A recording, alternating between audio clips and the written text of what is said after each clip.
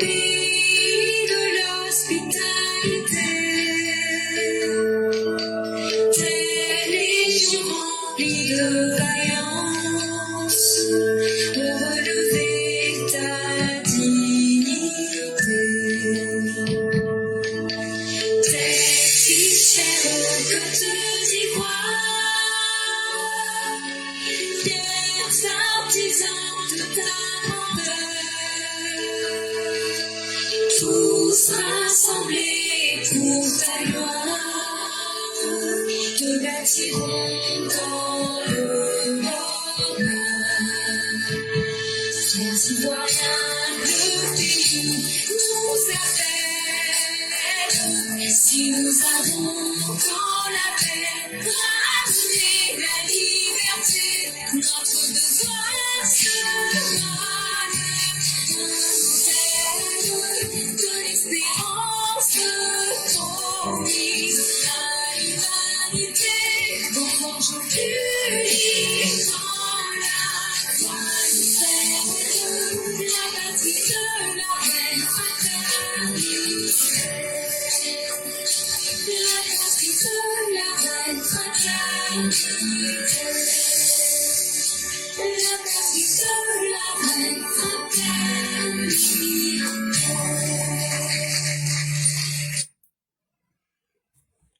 Bonjour mesdames et messieurs, bonjour cher Mao, bonjour cher Chao, bonjour à tous les élèves de la classe éclaireur Pro-Vérité.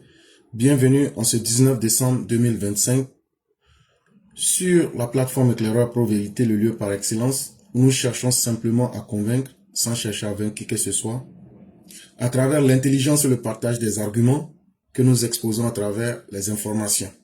Aujourd'hui, nous aurons 4 sujets. Le 4e sujet, c'est un texte du père Alexis Diet auquel j'ai donné le titre « Que chacun fasse ce qu'il devrait ». Le 3e texte est un texte de M. Jean-Claude Koulibaly.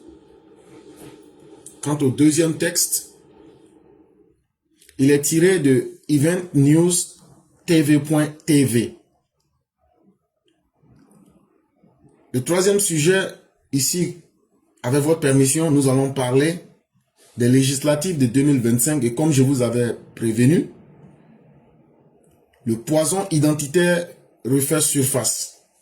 Il y a beaucoup de discours de haine qu'on entend dans la campagne des députés actuellement. Et le 2e sujet qui est tiré de Event News TV.tv, nous allons vous parler de la non-reconnaissance de la double nationalité en Côte d'Ivoire. Et aussi poser la question de savoir est-ce qu'il n'est pas temps d'apporter une réforme à cette loi. C'est ce que l'article en question pose comme question.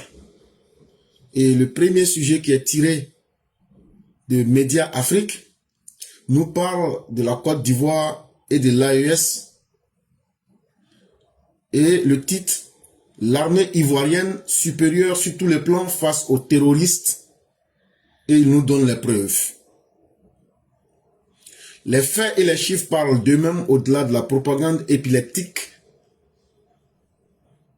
de l'agence néocoloniale pro-russe qu'est devenue l'AES.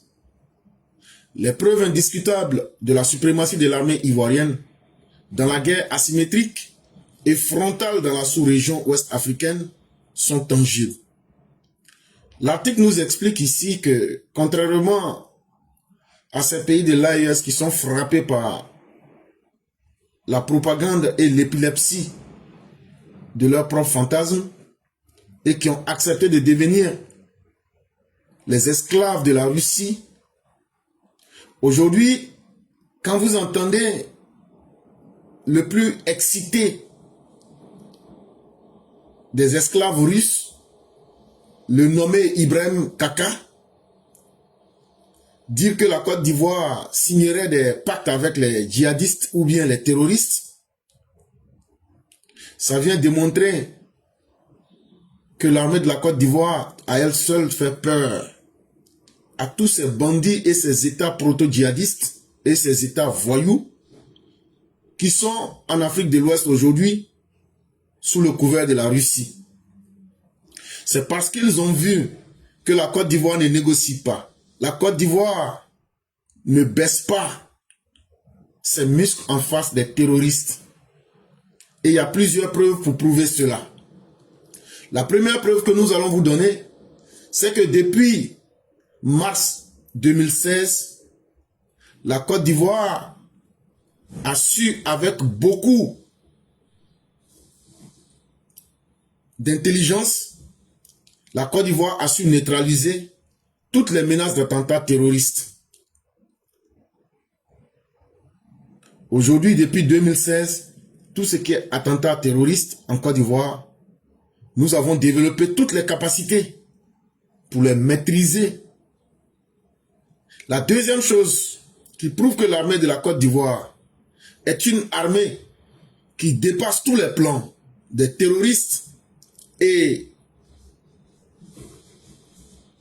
de leurs maîtres russes, c'est le renforcement drastique de la sécurité frontalière avec le Mali après les attaques meurtrières de Kafolo et de Teini entre 2020 et 2021. La deuxième chose qui prouve que l'armée ivoirienne ne plaisante pas avec le terrorisme dans la sous-région ouest africaine, c'est le fait qu'après les attaques de Kafolo en 2020 et les attaques de Teini en 2021, la Côte d'Ivoire a pris toutes les dispositions pour bloquer ses frontières de manière très intelligente mais très efficace avec les États voyous que sont le Maboulistan et Boukikro. Et aujourd'hui, c'est cela aussi qui a fait baisser l'insécurité à nos frontières. La troisième preuve qui prouve que l'armée ivoirienne n'a jamais négocié et ne négociera jamais avec les forces terroristes et djihadistes. La troisième raison qui le prouve, toutes les incursions djihadistes menées entre 2020 et 2022 depuis le Burkina Faso dans la région du Bunkani ont été enrayées avec succès. Ce n'est pas que les djihadistes n'essaient pas d'attaquer le pays, ils essayent. Mais quand vous prenez le cas du Burkina Faso, aujourd'hui leur souhait, c'est comment créer les bases même du djihadisme à travers Yibé Kaka en Côte d'Ivoire.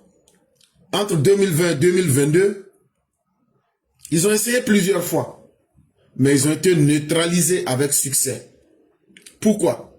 Parce que l'armée ivoirienne, à travers l'Agence internationale de la lutte contre le terrorisme et toute l'expertise que l'armée ivoirienne a recherchée à travers le monde, aujourd'hui cette armée a des techniques qui sont alignées sur les normes internationales des grandes puissances de ce monde. On ne peut pas lutter seul contre le djihadisme, mais quand on va chercher les expériences de tout le monde, venir appliquer cela, des expériences diversifiées, c'est ce qui mélange les calculs de ces terroristes et de ces États proto-terroristes.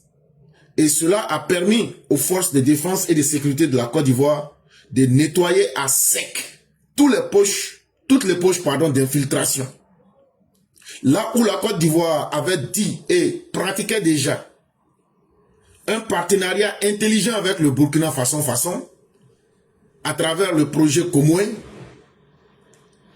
Aujourd'hui, ceux qui sont en faveur des djihadistes comme Yibé Kaka ont favorisé le djihadisme dans leur pays et sont en train de crier aujourd'hui, alors que cet accord-là aidait énormément le Burkina. Et il fut un temps où quelques groupes de djihadistes ont pensé que le parc de la Komoué allait leur servir de zone de refuge. Mais la Côte d'Ivoire a nettoyé cela brutalement, de façon rigoureuse, sans état d'âme. La Côte d'Ivoire ne sera jamais un territoire d'infiltration ou bien même un kyste qui va permettre à ces violents de s'installer dans la sous-région ouest africaine. La quatrième raison qui prouve que la Côte d'Ivoire est un pays sérieux et un pays qui ne joue pas avec le terrorisme, c'est la neutralisation de toutes les tentatives d'infiltration des milices de Ibrahim Kaka et ces miliciens terroristes qu'ils appellent les VDP, c'est-à-dire les vauriens de la patrie. Depuis la frontière ivoirienne, combien de fois n'ont-ils essayé d'entrer en Côte d'Ivoire, mais allez leur demander ce que cela leur a coûté. Ça s'est toujours terminé par un Tinzouaten. Ils ont mordu la poussière comme à Tinzouaten et ils voient la Côte d'Ivoire et ils savent que ce n'est pas un terrain d'amusement pour des vauriens de la patrie et des terroristes en manque de publicité. Et vous pouvez constater cela dans la période électorale d'octobre 2025. Ils ont essayé par tous les moyens d'exécuter leur plan pour déstabiliser la Côte d'Ivoire. Mais cela s'est soldé par un échec cuisant parce que la Côte d'Ivoire a pris toutes les dispositions pour démontrer qu'elle ne joue pas avec le terrorisme. Et ici, ce que l'article ne vous dit pas surtout, c'est qu'au-delà de l'aspect militaire, la Côte d'Ivoire a su prendre avec intelligence la capacité d'intégrer les populations dans le tissu social pour décourager les populations de croire au terrorisme ou bien aux groupes armés violents pour essayer de protéger sa propre population. Et donc là, c'est pourquoi les femmes ivoiriennes n'accouchent pas de terroristes. Et comme ça, nous leur avons coupé cet argument de leur bouche. La Côte d'Ivoire est belge des terroristes. Il n'y a pas de problème. Mais donnez-nous les noms des chefs terroristes. Bizarrement, il n'y a pas de nom d'Ivoiriens là-dedans. Tous les chefs terroristes sont maliens, burkinabés, et etc. Donc, c'est-à-dire que ce sont les femmes du Niger, ce sont les femmes du Mali et du Burkina qui accouchent les terroristes. En tout cas, c'est ce que la réalité prouve, puisque eux tous sont de vos nationalités. Et c'est vous qui distribuez le djihadisme dans la sous-région. Et donc, la Côte d'Ivoire a su se protéger. Mais contrairement à la Côte d'Ivoire, prenez par exemple le cas de l'armée du Burkina Faso. Lorsque vous partez aujourd'hui à Boukikro, où celui qui dirige s'appelle Yibé Kaka, Y-I-B-E-K-K, Yibé Kaka. Aujourd'hui, ce proto-djihadiste, promoteur du djihadisme et de la violence en Afrique de l'Ouest, esclave certifié de la Russie avec plaisir, je parle de Yibé Kaka, on va vous faire l'état de son armée pour que vous compreniez un peu, après ce que je viens faire de celle de la Côte d'Ivoire, quand on va vous faire l'état de l'armée de Yibé Kaka, les gens de Boukikro, Bouki ça veut dire chien, donc le village des hommes chiens, vous allez bien comprendre de quoi il est question. 1.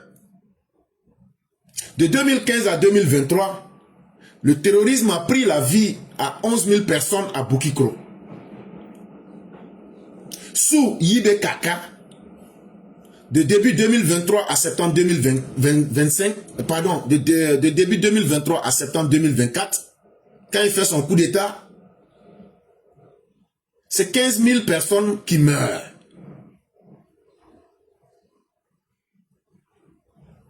Ça doit être choquant.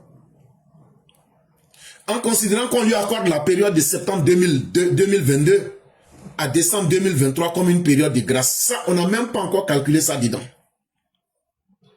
Mais de début 2023 à septembre, c'est-à-dire en pratiquement 9 mois, 15 000 morts.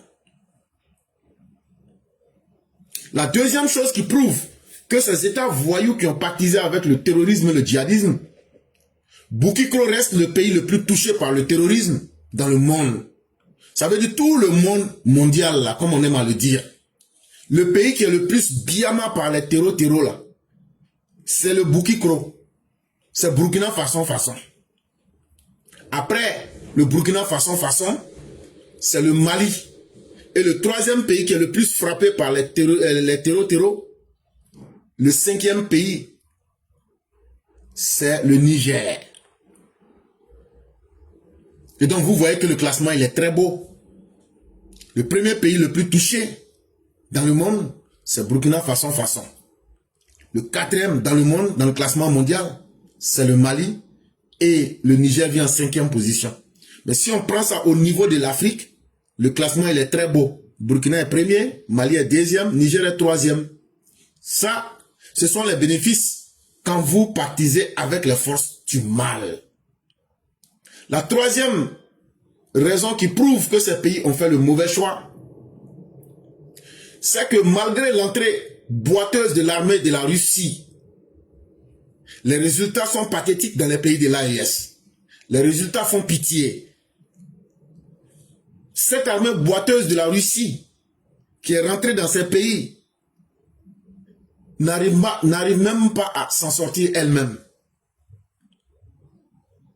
Quand c'est pour s'attaquer aux civils, ces mercenaires de Wagner, appelés aujourd'hui Africa Corps, sont les champions.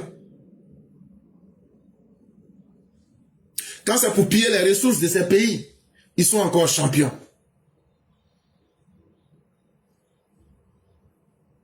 Et aujourd'hui, ils sont réduits à être dans la capitale et à devenir des mercenaires de luxe, des mercenaires dorés, qui sont là juste pour protéger des voyous qui sont à la tête des États. C'est-à-dire les valets locaux de la Russie qui sont à la tête des pays de l'AES. C'est-à-dire les âmes enragées du Sahel. Que c'est triste. On vient protéger un ou deux ou trois voyous. On protège Tunkia. Tunkia, ça veut dire mouton en Hausa. Ça, c'est Tiani. On protège Yibé Kaka. Et on protège Assimi le Goitreux. Mais on oublie qu'on doit libérer un pays. Parce que sans un pays, il n'y a pas de dirigeant. Quelle drôle de pensée. L'expertise ivoirienne, encadrée par des partenariats stratégiques avec la France et les États-Unis notamment, surclasse les bilans des autres armées de la sous-région. Donc quand on vous fait le bilan de la Côte d'Ivoire seule et le bilan des pays de l'AES, vous voyez que nous sommes dans deux mondes parallèles. Où l'autre côté, du côté de la Côte d'Ivoire, c'est le paradis. Et du côté des âmes enragées du Sahel, c'est carrément l'enfer. Mais c'est très bien fait. Parce que tant que eux, ils aiment cela, qui sommes-nous pour leur dire qu'ils n'ont pas fait le bon choix? Et donc nous souhaitons que ce choix-là, que Dieu puisse encore augmenter la dose. Et que le travail puisse bien se faire là-bas. Et que tout ce que nous venons de dire des pays de l'AES, que Dieu puisse augmenter cela pour leur remettre. Et que nous autres Ivoiriens, pour le choix que nous avons fait, de nous mettre dans un partenariat stratégique avec les pays sérieux, selon le droit international, que Dieu aussi augmente aussi les bénéfices des choix que nous avons faits. Vous voyez que dans ce monde, tout est simple. Quand tu fais un choix et qu'on prie pour toi, il faut être capable d'accepter. Donc tous les bouquiliens qui nous suivent ici en ce moment, tous les mabouliens qui nous suivent ici en ce moment, et tous les Tunkia du Niger qui nous suivent ici en ce moment, dites simplement Amina. Comme vous êtes musulmans et puis c'est vendredi, dites simplement Amina. Que Dieu augmente les conséquences des choix que vous avez faits pour vos pays. Et que Dieu fasse que, soit avec qui aujourd'hui vous négociez pour mettre votre pays à feu et à sang là, qu'ils puissent bien faire leur travail et que Dieu leur donne la force d'augmenter encore les bénéfices du travail qu'ils sont en train de faire. Que vos faiseurs de coups d'État là, que Dieu fasse qu'ils n'ont qu'à amener vos pays dans l'abîme et que ce qu'ils ont choisi pour vous, que vous avez applaudi là, que Dieu donne à chacun de vous tous les bénéfices du début jusqu'à la fin.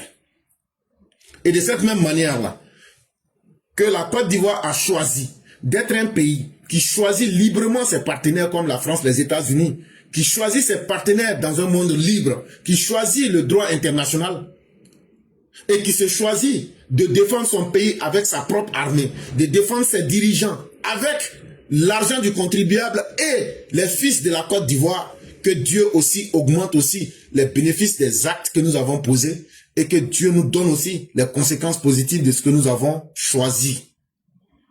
C'est à juste titre qu'elle est classée deuxième puissance militaire de la sous-région ouest africaine en adéquation avec sa position sur le plan économique. Donc, ce n'est pas un hasard que vous soyez les trois pays les plus pauvres de la planète Terre, que vous soyez les trois pays les plus analphabètes de la planète Terre, mais que vous soyez aussi les trois pays qui sont les plus frappés par le djihadisme. Cela n'est pas étonnant. On dit chaque peuple mérite ce qui lui arrive et chaque peuple mérite ses dirigeants. C'est un choix que vous avez fait. Donc de la même manière que vous avez fait ce choix-là, c'est comme ça que nous on a décidé, en faisant nos choix-là, d'être la deuxième puissance militaire de l'Afrique de l'Ouest. C'est comme ça aussi que nous on a fait le choix d'être parmi les pays les mieux économiquement lotis en Afrique de l'Ouest. Ce n'est pas un hasard, c'est un choix que nous avons fait. Nous n'avons pas honte d'être la 8e économie de l'Afrique. Nous n'avons pas honte d'être aujourd'hui la première puissance économique de l'Afrique de l'Ouest. Oui, je prends le risque de le dire. Parce que si la richesse ne se calcule pas en termes de taille, mais elle se calcule en termes d'efficacité. Aujourd'hui, là, si on prend et qu'on divise par personne, chaque Ivoirien est plus riche que chaque habitant du Nigeria.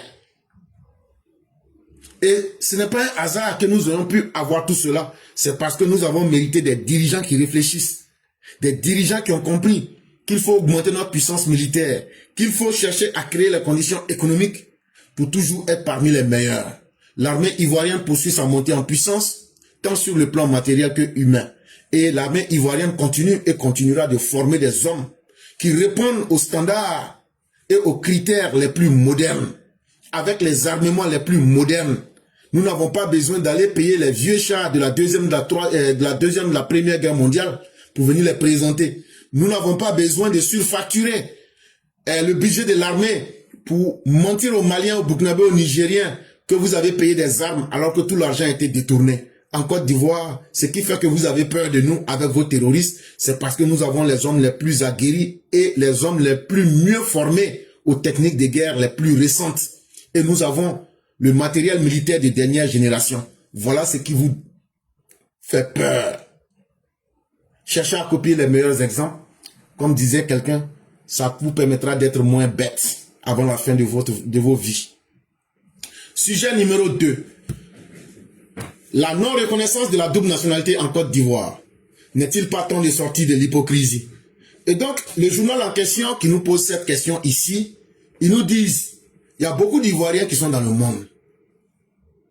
Ces Ivoiriens-là, quand ils quittent leur pays d'accueil, la vie aussi leur impose ses propres réalités. Quand tu vas à l'aventure, il y a ce que toi tu vas chercher à l'aventure, mais ce que tu n'as pas prévu aussi là, il y a ça aussi qui t'attend. Et quand tu arrives là-bas, généralement les pays où on ne va pas dans un pays qui est moins bien que son propre pays d'origine. C'est comme par exemple, vous voyez les Boukiliens, les Tunkia et puis les Mabouliens, et leur rêve c'est de devenir Ivoiriens, et leur rêve c'est de venir mourir en Côte d'Ivoire. C'est comme ça que les Ivoiriens, quand nous aussi on sort là, beaucoup d'Ivoiriens, ils vont dans des pays qui sont en avance sur la Côte d'Ivoire. Et aujourd'hui, l'article nous pose la question suivante. Il y a beaucoup de personnes qui sortent. Et quand ces personnes-là sortent, à cause des différentes réalités de la vie, ou bien pour s'insérer dans les pays où ils sont, les gens sont obligés souvent de changer de nationalité. Et tout le monde sait, dans le code de la nationalité ivoirienne, c'est clairement écrit, si tu es majeur et puis tu changes de nationalité, une fois que tu as changé de nationalité, ça, tu as perdu automatiquement la nationalité ivoirienne. Ça se trouve dans le code de la nationalité, c'est vrai. Si tu es majeur, que tu changes de nationalité, tu perds automatiquement ta nationalité ivoirienne. Ça aussi, c'est vrai. Si on dit qu'il y a beaucoup d'hommes qui ne savaient pas, ou même qui ne connaissaient pas, ou même qui faisaient semblant de ne pas connaître l'article 48, en tout cas, l'affaire Chakadian a permis de mettre cela en lumière pour dire qu'une chose est d'écrire les lois, une chose est de ne pas les appliquer, et une chose est de les appliquer. Maintenant que tout le monde sait que l'article 48 existe, maintenant que nous sommes sortis de la politique, que pensez-vous de ces milliers d'Ivoiriens de la diaspora qui aujourd'hui, à cause des réalités de leur pays d'accueil, ont été obligés de prendre les nationalités de ces pays-là? La question que le journaliste ici pose est la suivante. Est-il normal à ces personnes-là de perdre automatiquement leur nationalité ivoirienne? Et l'article nous dit que cela est perçu comme une forme d'hypocrisie d'État. Et pourquoi? Nombreux sont les Ivoiriens qui, pour des raisons professionnelles, familiales ou administratives, ont acquis une autre nationalité. Ont-ils cessé pour autant d'être Ivoiriens? Certainement pas. Pourtant, la loi les considère comme tels. Résultat, ces citoyens de cœur et d'attachement se retrouvent exclus des droits fondamentaux, notamment celui d'hériter des droits fonciers ruraux, réservés aux seuls nationaux. Et donc, imaginez-vous ces milliers d'Ivoiriens, pour gagner leur vie dans les pays d'accueil où ils sont aujourd'hui, ont aussi pris la nationalité de ces pays-là, pour faciliter peut-être les voyages, pour faciliter leur vie familiale, ou bien pour d'autres raisons, ils ont pris une autre nationalité.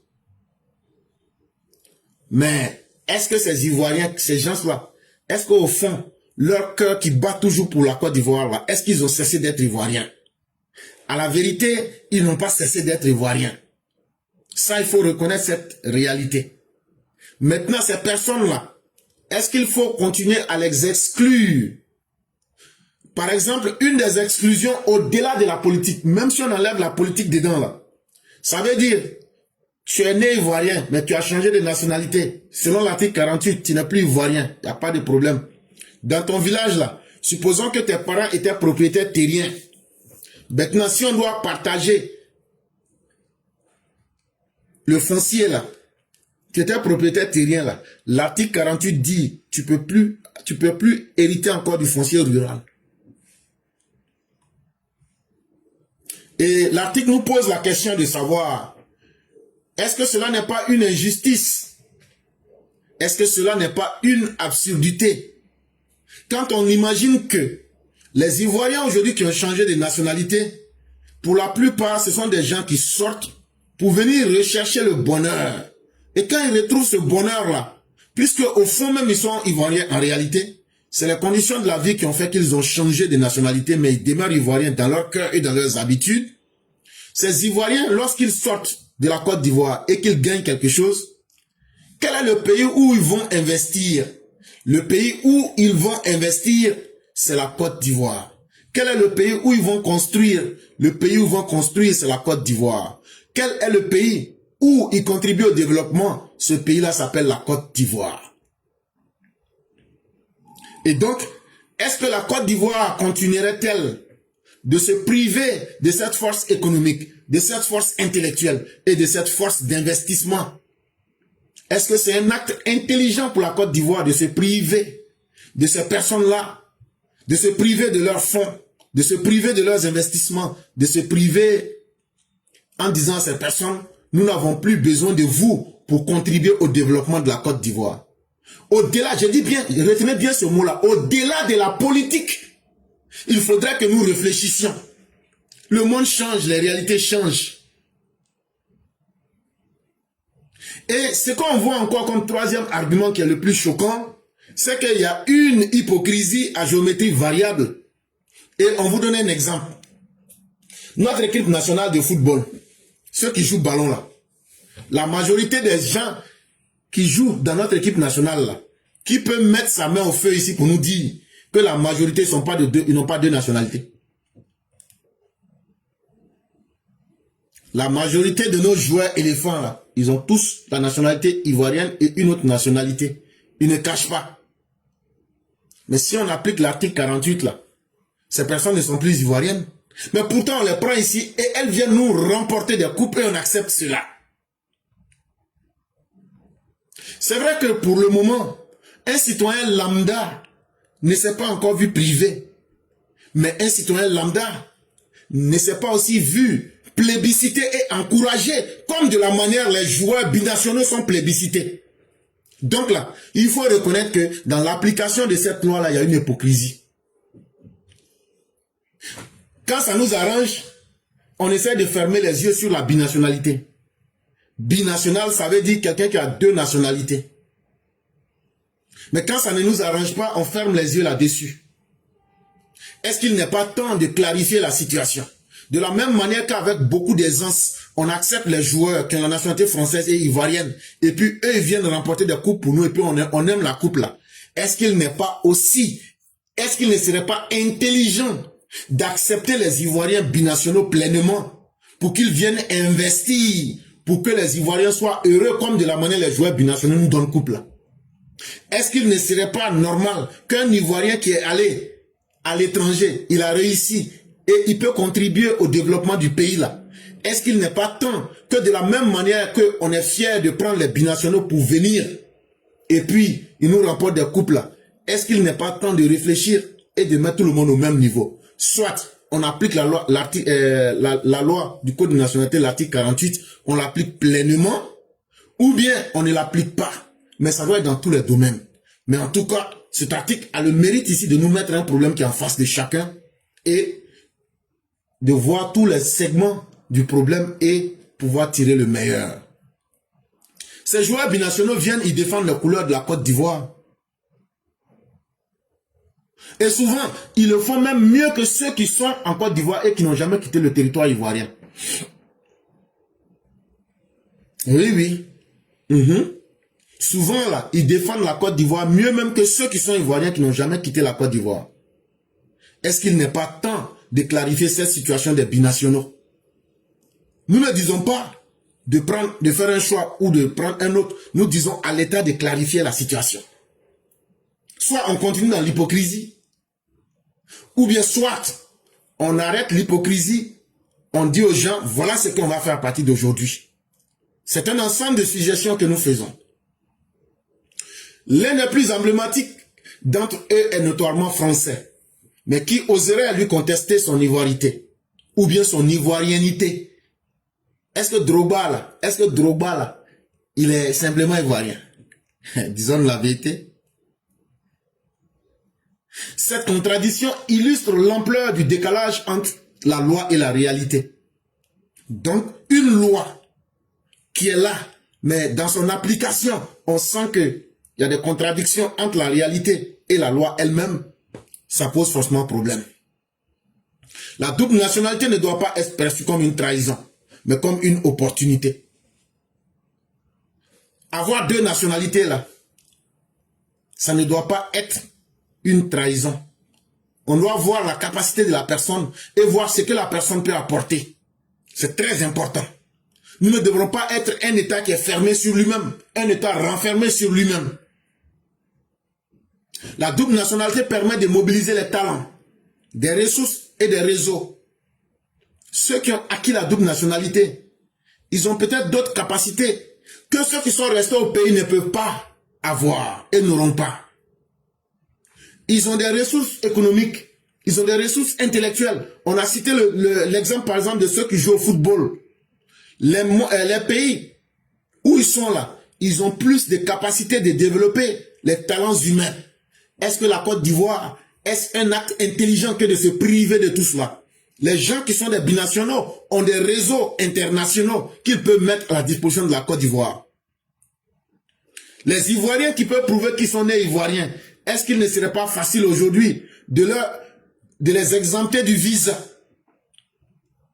C'est ce que moi j'ai dit.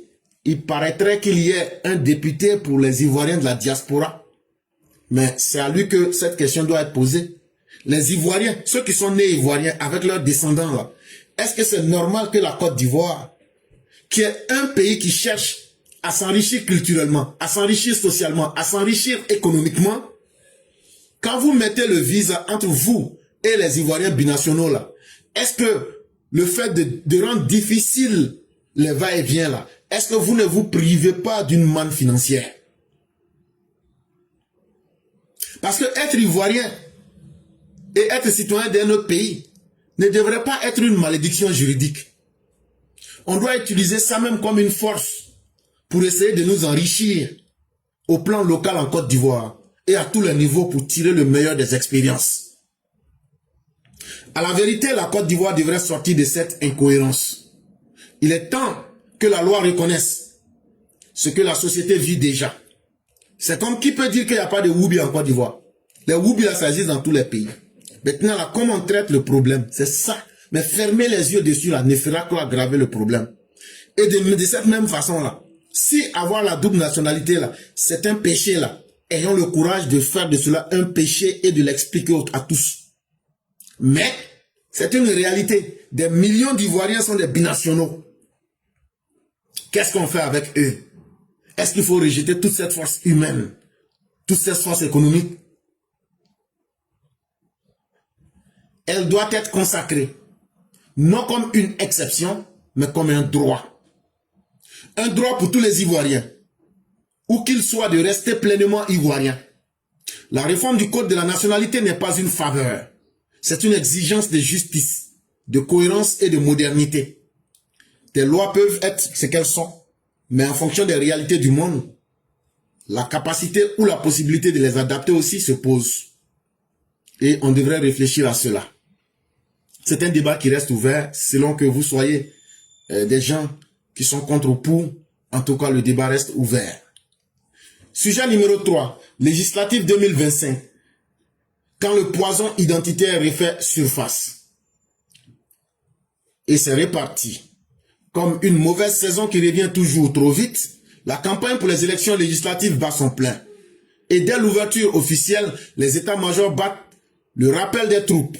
La fièvre monte, les micros chauffent et la raison, elle prend déjà la tangente. La campagne pour les législatives est ouverte. On dit, pour faire campagne des députés, là, ça a commencé. Campagne, là, ça a commencé. Mais vous vous souvenez, bien avant ces campagnes, je vous avais dit que la chose, le message qui va dominer, là, ça sera le message de haine. Faut aller dans ton village. On ne connaît pas toi ici. Toi, ton village, c'est où? C'est comme ça. Parce que nous autres, nous apprenons à anticiper sur la psychologie de la société ivoirienne. Donc, cela nous permet de savoir plus ou moins ce qui sera. Aujourd'hui, lorsque cette campagne qui a débuté, qu'est-ce qu'on entend? C'est des discours de la haine. Tu entends des gens, comme les blessés Chrysotomes, demander, ah, est-ce que Maurice Koudola, est-ce que c'est un baoulé? Hein? Ah ouais, c'est pas, hein, c'est une question que je pose. Mais est-ce que Tidiane Thiam là, est-ce que tu as une fois vu un baoulé Thiam aussi? Quand on pose cette question-là, ils n'ont qu'à nous montrer le village de Thiam à Yamoussoukro. Ça aussi, c'est une question qu'on pose. Hein. Parce que la même question que vous posez là, on peut aussi poser la même question à tout le monde. Ne soyons pas complexés. Malheureusement, les gens veulent dévoyer. Les gens veulent diminuer le niveau du débat intellectuel. Aujourd'hui, nous devrions être à nous demander, les députés là, c'est quoi leur travail? Les députés qui étaient là, qu'est-ce qu'ils ont fait et qu'est-ce qu'ils n'ont pas fait? Les députés, à travers cette campagne-là, devraient être capables de venir nous rendre le bilan des 5 dernières années. Mais comme ils savent que le niveau de la population est au plus bas, ils profitent encore pour faire monter la fièvre et en même temps, c'est eux qui cassent le thermomètre pour ne pas qu'on puisse connaître la vraie réalité. Ils ont rappelé leurs troupes et on lance des messages de haine. Et ce qu'on appelle la réflexion critique, c'est-à-dire utiliser son cerveau pour réfléchir là. Ah, lui, il a foutu le camp. On ne parle plus de raison ici. On ne parle plus de débat d'idées. On ne parle plus de projets qui peuvent structurer. On ne parle plus de vision claire pour les populations. On ne parle pas d'expliquer ce que nous avons fait pendant les 5 dernières années pour les Ivoiriens. On n'explique pas aux Ivoiriens là où nous avons réussi. On n'explique pas aux Ivoiriens là où nous avons échoué. On tombe directement dans les invectives pour envahir l'espace public.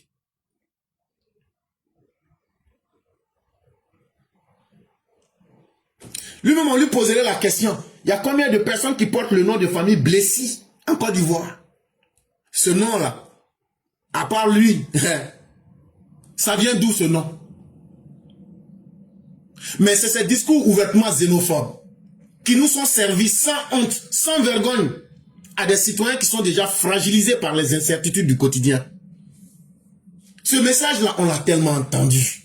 Ce message-là, il y a au moins peut-être 1 ou 2 mois, je vous avais averti que lorsque nous faisons nos projections, c'est comme ça que la campagne sera malheureusement. Et voilà ça aujourd'hui. En ce 19 décembre 2025, certains articles confirment ce que nous avons projeté. Et qu'est-ce qu'on découvre? Il y a certains qui ont découvert que eux, ils avaient une vocation, mais ils ont découvert ça trop tard. Et c'est quoi cette vocation? Comme des prophètes, ils sont devenus les sauveurs de leur tribu. C'est la mission que Dieu leur a donnée maintenant pendant ces campagnes-là. Eux doivent venir rappeler à leur tribu et rappeler à leurs parents que leur village là, leurs parents vivent dans leur village. Ils sont devenus les chantres autoproclamés de la préférence nationale. Ils sont devenus les laudateurs d'une rhétorique qui est si abjecte, si vilaine, que si vous demandez à Joseph Goebbels, il vous dira, nous on n'a pas atteint ce niveau-là. Si vous demandez à Joseph Mengele, il vous dira, même nous les concepteurs de Auschwitz, on n'avait pas pensé à cela. C'est une parole dangereuse, héritière des pires traditions de l'ethno-nationalisme recyclé, sans complexe, sous nos latitudes. Mais c'est en même temps aussi le signe d'une lâcheté sans limite. Parce que derrière tout xénophobe, c'est quelqu'un même qui n'a pas réussi à enlever ses parents dans la misère. C'est quelqu'un qui n'a pas lui-même été capable de dépasser les sentiments primaires de sa propre existence. Et la personne fait la projection de toute cette lâcheté-là sur les autres personnes. Parce que si vous aviez réussi et que vous aviez mis vos parents dans de meilleures conditions, vous n'avez plus à utiliser l'arme identitaire. Vous n'avez plus à utiliser le discours de la haine pour essayer de vous faire des lendemains. Pour d'autres, la mécanique est tout aussi grossière. Le bouc émissaire est tout trouvé. L'étranger, l'envahisseur, l'artisan fantasmé du grand remplacement qui menacerait l'Ivoirien dit pur jus, pur sang. Et là, s'il y a une chose que nous craignons, et je me souviens encore peut-être il y a 1 ou 2 mois quand j'avais dit que c'est ce langage-là qui allait dominer les campagnes législatives, je pensais que le procureur de la République et la CEI auraient pris des dispositions pour expliquer aux candidats que quiconque tiendrait un message de haine, de xénophobie, que cette personne-là en paierait les conséquences. Mais malheureusement, ça n'a pas été le cas. Il nous semble que trouver des boucs émissaires est la chose la plus intéressante en Côte d'Ivoire. Et tant que le produit passe, certains vont l'utiliser. Ainsi, le débat se réduit au délit de faciès, au délit d'accoutrement, au délit de patronyme. Et donc, malheureusement, la campagne pour les députés, on va demander, est-ce que son nom là, ça ressemble au nom du village ici? Quand les villageois répondent non, on dit bon, c'est que c'est votre ennemi. Est-ce qu'il s'habille comme nous? Est-ce qu'il parle la même langue comme nous? On nous sert une dérive inquiétante. On nous sert les symptômes d'une faillite intellectuelle et morale chez les politiciens qui n'ont qu'une courte vue, qui sont en panne d'arguments et qui n'ont aucune proposition crédible à faire à leurs propres parents. Et c'est ce qui démontre qu'ils ont échoué. En tant que politiciens, ils démontrent qu'ils n'ont pas la capacité de réfléchir au-delà de leurs sentiments primaires. Ils sont en manque d'arguments et ils ne peuvent pas proposer mieux à leurs propres parents. C'est ce qui fait que ces personnes-là tombent si bas pour nous servir le discours de la haine.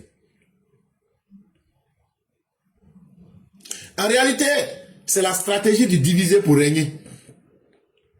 Et ça marche bien en Côte d'Ivoire. Ceux qui nous proclament qu'il faut faire de la réconciliation, c'est en même temps eux qui viennent nous dire que chacun doit aller dans son village. C'est eux qui viennent nous servir le discours de la haine. C'est eux qui viennent diviser le tissu social avec le discours de la haine. C'est pourquoi ne faites jamais confiance à ceux qui cherchent et qui ont la bouche mielleuse. Parce que derrière toute parole mielleuse, il y a une haine qui est cachée comme une tarentule. Quand vous la voyez, vous allez la sous-estimer, mais elle est remplie, cette tarentule, de son venin.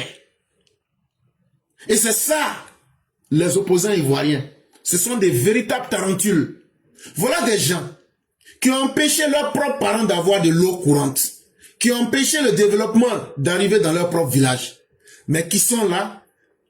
Lorsqu'il s'agit des moments de campagne, c'est eux qui viennent rappeler à leurs parents que c'est eux qui sont les vrais fils du village et que les autres personnes qui ont été utiles à la communauté, on devrait les rejeter pour eux les prendre parce que simplement eux seraient fils du village, quand bien même qu'ils ont été les ennemis même de la tribu.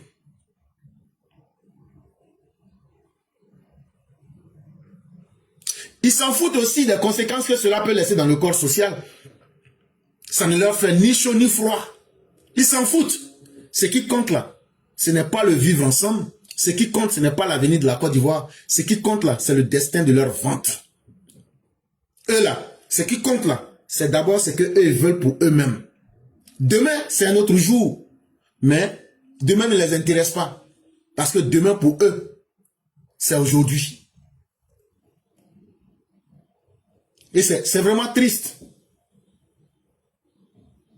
Pendant ce temps, les Ivoiriens se regardent de plus en plus en chiens de faïence. La méfiance s'installe. La sérénité quitte nos villes, nos villages et même nos campements. Les mots de haine, de xénophobie, d'ethnonationalisme, de tribalisme sont devenus des armes politiques. Et ces armes politiques préparent des lendemains qui déchantent. Et donc ne soyez pas surpris. De la même manière que 1 ou 2 mois avant, je vous avais dit que c'est comme ça que la campagne allait aller en couille là. C'est comme ça aussi que on est en train d'aiguiser ces armes-là. Ne soyez pas surpris qu'un jour, je ne sais pas quand, Le discours de la haine qu'on prend comme une arme politique là, ça va nous faire ramener un jour à une guerre civile. Pendant que la population devrait les rendre intelligentes, pour leur dire, le problème de la Sotra, là, on doit appeler le directeur de la Sotra pour lui poser des questions. Pourquoi en moins de 2 semaines, il y a eu 3 suicides des hauts gradés de la police en Côte d'Ivoire? Qu'est-ce qui fait que les marchés et des endroits publics sont en train de brûler?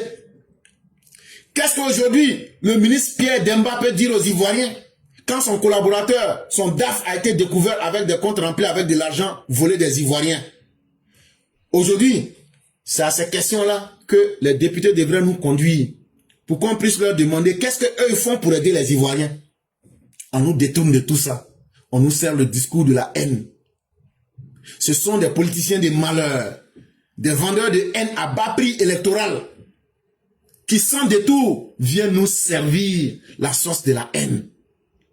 Et il n'y a personne en Côte d'Ivoire pour dire que ça suffit. Le procureur n'a rien entendu. Les Ivoiriens même, ça ne nous fait ni chaud ni froid. Parce qu'on n'a pas encore vu les malheurs à nos portes.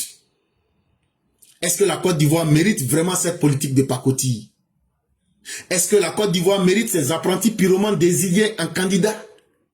Eux qui disent qu'ils veulent la réconciliation, mais en même temps sont ceux-là qui sèment le discours de la haine pour diviser les Ivoiriens. Ils veulent quelque chose et son contraire. Est-ce qu'il n'est pas temps que la loi ivoirienne puisse disqualifier ceux qui sont dans le message de la haine parce qu'ils sont incapables de faire des propositions d'idées? Ils sont incapables d'ouvrir les yeux des populations. Quelles sont les sanctions que les populations devraient prendre? Ne les votez pas.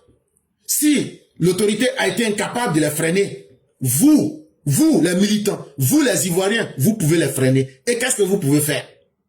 Empêchez-les de vous nuire. Empêchez que cette haine-là puisse mettre votre village en retard. Choisissez votre propre bonheur. Votez le RHDP. Votez les candidats du RHDP. Votez les candidats du RHDP. Votez les candidats du RHDP. Votez les candidats du RHDP. Votez les candidats du RHDP. Au moins avec eux là, on ne parlera pas de votre ethnie, de votre religion, mais vous aurez le développement dans votre campement, dans votre village, dans votre contrée. Au moins avec eux, vous aurez la paix. Au moins avec eux, vous aurez la tranquillité. Et donc, qu'est-ce que vous devez faire? Votez simplement RHDP. Votez simplement les candidats du RHDP. Votez simplement les candidats du RHDP. Pour sauver d'abord vos propres vies. Parce que ce qu'ils sont en train de vous dire, même si c'est intéressant dans vos oreilles là, vous ne pouvez pas être plus fort que les Ivoiriens. Votez simplement les candidats du RHDP. Ça s'arrête à cela et on laisse les bavards bavarder.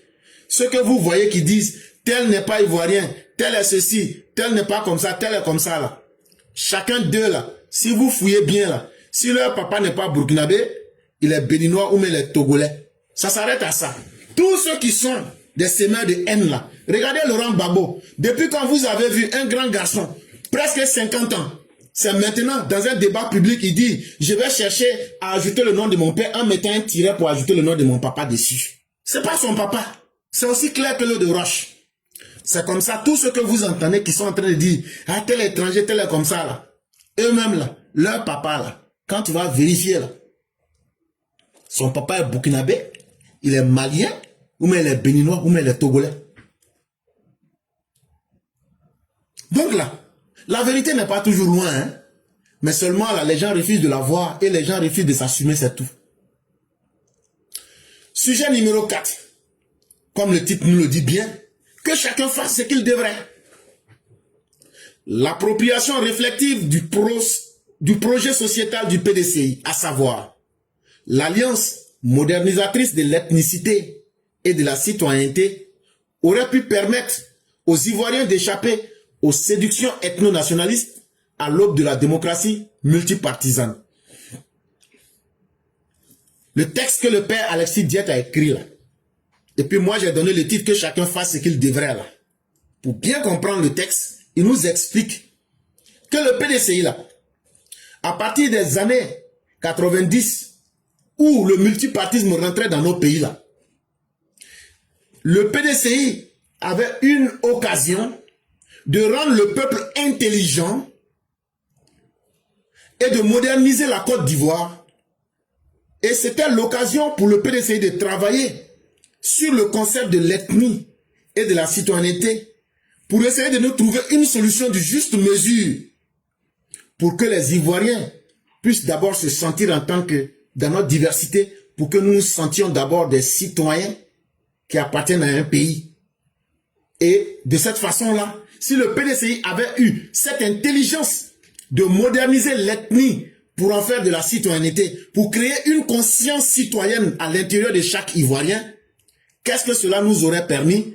Cela nous aurait permis que les semeurs de haine, ceux qui sont les chantres de l'ethno-nationalisme, au moment où notre multipartisme débutait, si le PDCI s'était mis comme le parti qui disait on ne parle pas de l'ethnie, mais l'ethnie doit plutôt se transformer en citoyenneté, ces gens-là n'allaient pas pouvoir séduire les Ivoiriens.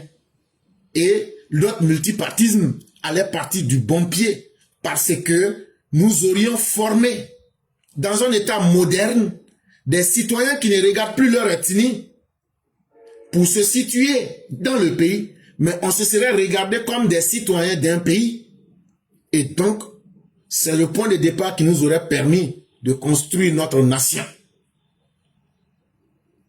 Malheureusement, après les années 93, quand on regarde le concept de l'ivoirité, quand on regarde la division planifiée et étudiée à travers le culte de Bédier, le PDCI a échoué.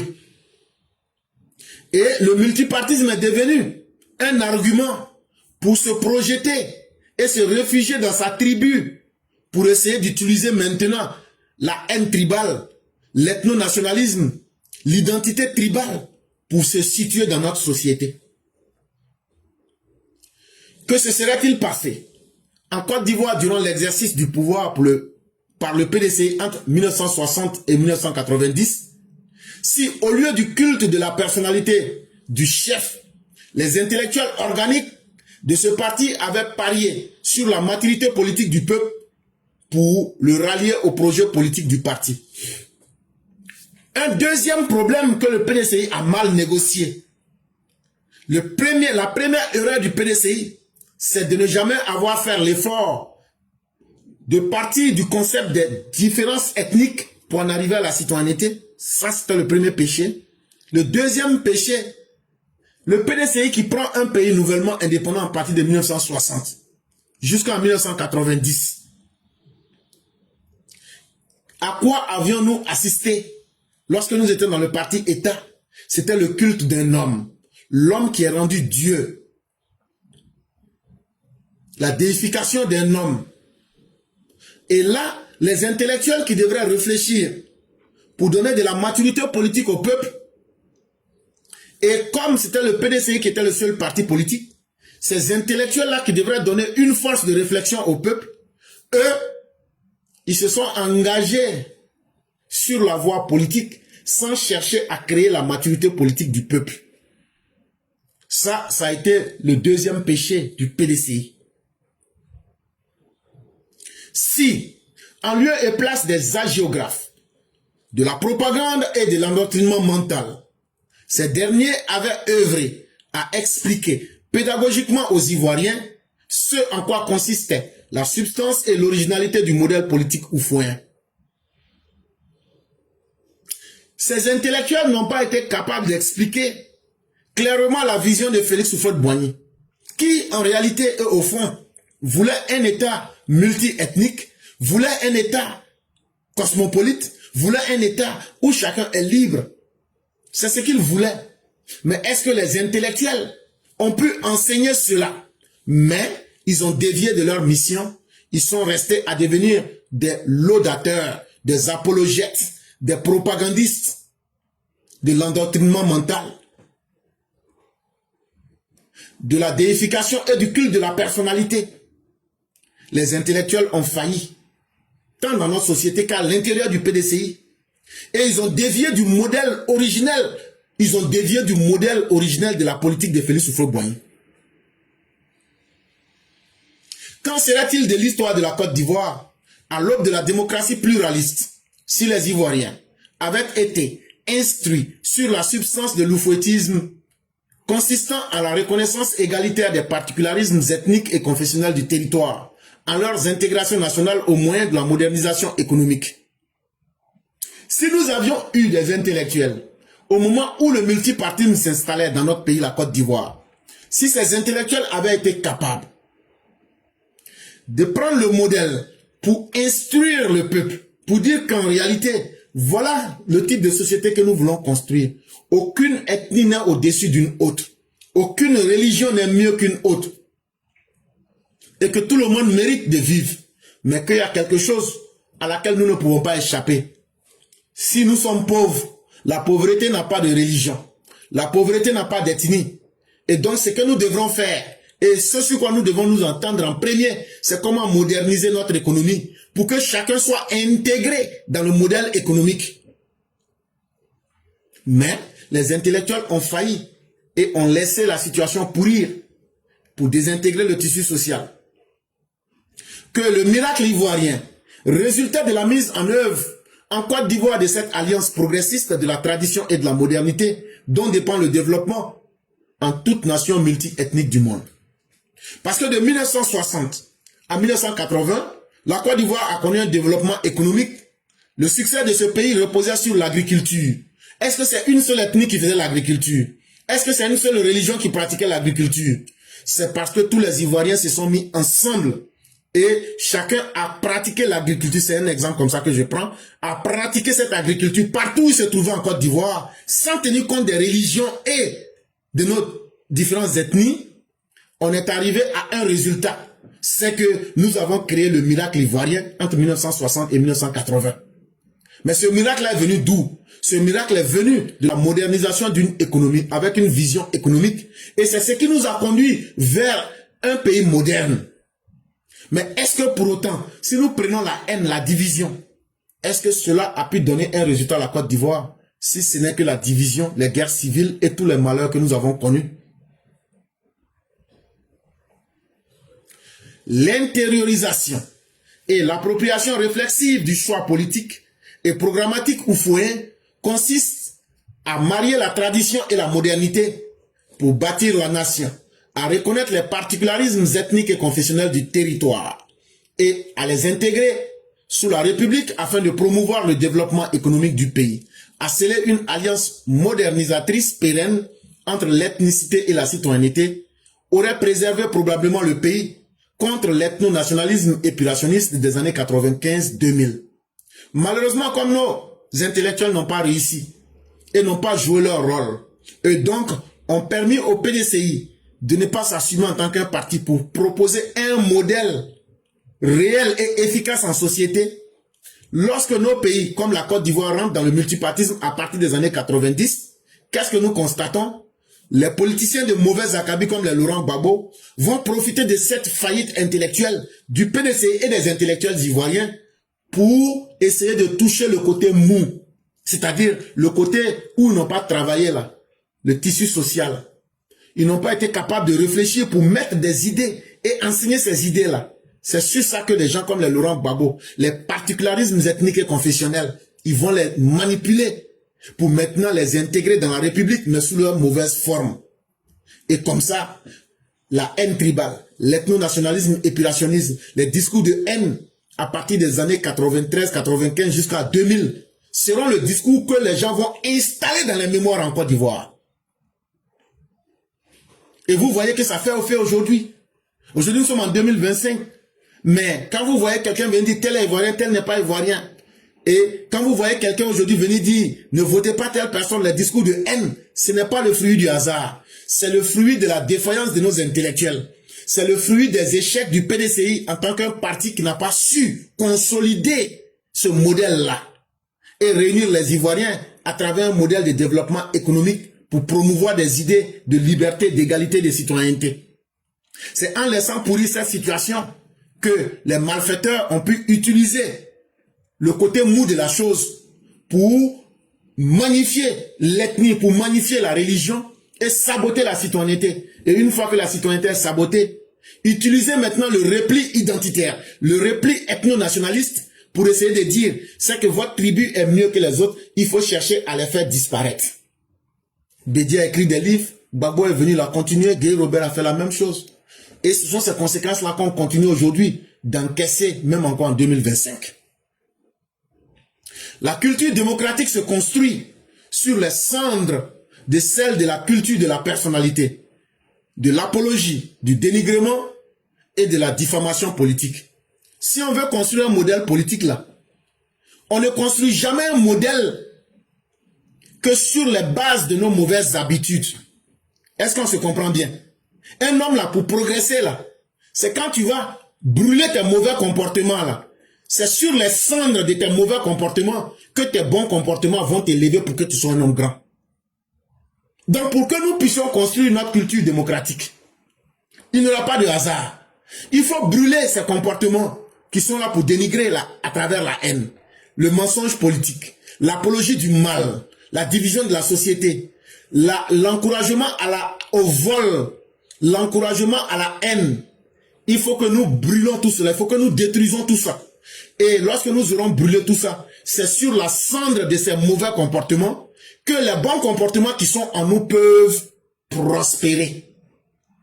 Donc ce n'est pas un hasard. Mais tant qu'on va continuer à avoir ces mauvais comportements en nous, à toujours diviser les Ivoiriens, à utiliser le mensonge politique, à dénigrer les autres, faire l'apologie du mal dans notre société, à faire le culte de la personnalité, où le chef d'un parti est considéré comme un dieu, la Côte d'Ivoire ne s'en sortira pas.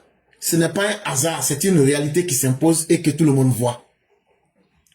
Les cultes de la personnalité, les apologies, les célébrations hagiographiques et les stigmatisations, les dénigrements et les diffamations desservent et portent atteinte à l'impératif démocratique de confrontation sociétale et programmatique, de justification réflexive, d'argumentation, d'analyse conceptuelle, de questionnement qui permet d'élever le niveau de l'opinion publique, d'introniser les idées et les valeurs politiques, économiques et sociales au centre de la cité du débat public, de la confrontation politique, d'en faire les références et les sources ultimes de la légitimité politique, de sauvegarder la démocratie contre les impostures et les tentatives d'appropriation privée du pouvoir et de l'État. Et donc, chers Ivoiriens, si vous refusez l'exemple que nous vous proposons, de casser les mauvais modèles, comme disait Friedrich Nietzsche, de tuer les dieux pour devenir vous-même votre propre Dieu, de tuer tout ce qui était dans l'ancien monde, de tuer tout ce qui était négatif, pour pouvoir arriver à votre esprit d'enfant. Parce que Nietzsche encore nous explique les trois métamorphoses de l'esprit humain, où l'être humain part de l'esprit chameau à l'esprit lion pour revenir à l'état enfant. Ça veut dire simplement l'être humain au départ de ta vie, on t'enseigne tout. Mais à un certain moment, tu prends, ça c'est ce qu'on appelle l'esprit chameau. La deuxième phase, tu deviens lion. Tu commences maintenant à chercher à t'affirmer. Et le troisième niveau qui est l'esprit enfant, tu n'es plus pénétré et tu n'es plus affecté. Mais tu cherches et parce que tu as compris ta voie. Et tant que les Ivoiriens n'auront pas compris leur voie dans la politique, et qu'ils vont se laisser berner par des soi-disant politiciens, qui sont en train de faire leur propre culte, qui se présentent à eux comme des faux théos, comme des faux dieux. Des gens qui cherchent à ce qu'on ne parle que d'eux. Des gens qui cherchent des personnes, des hagiographes pour venir dire c'est lui le tueur de lion, c'est lui qui a fait ça alors que ce n'est pas vrai.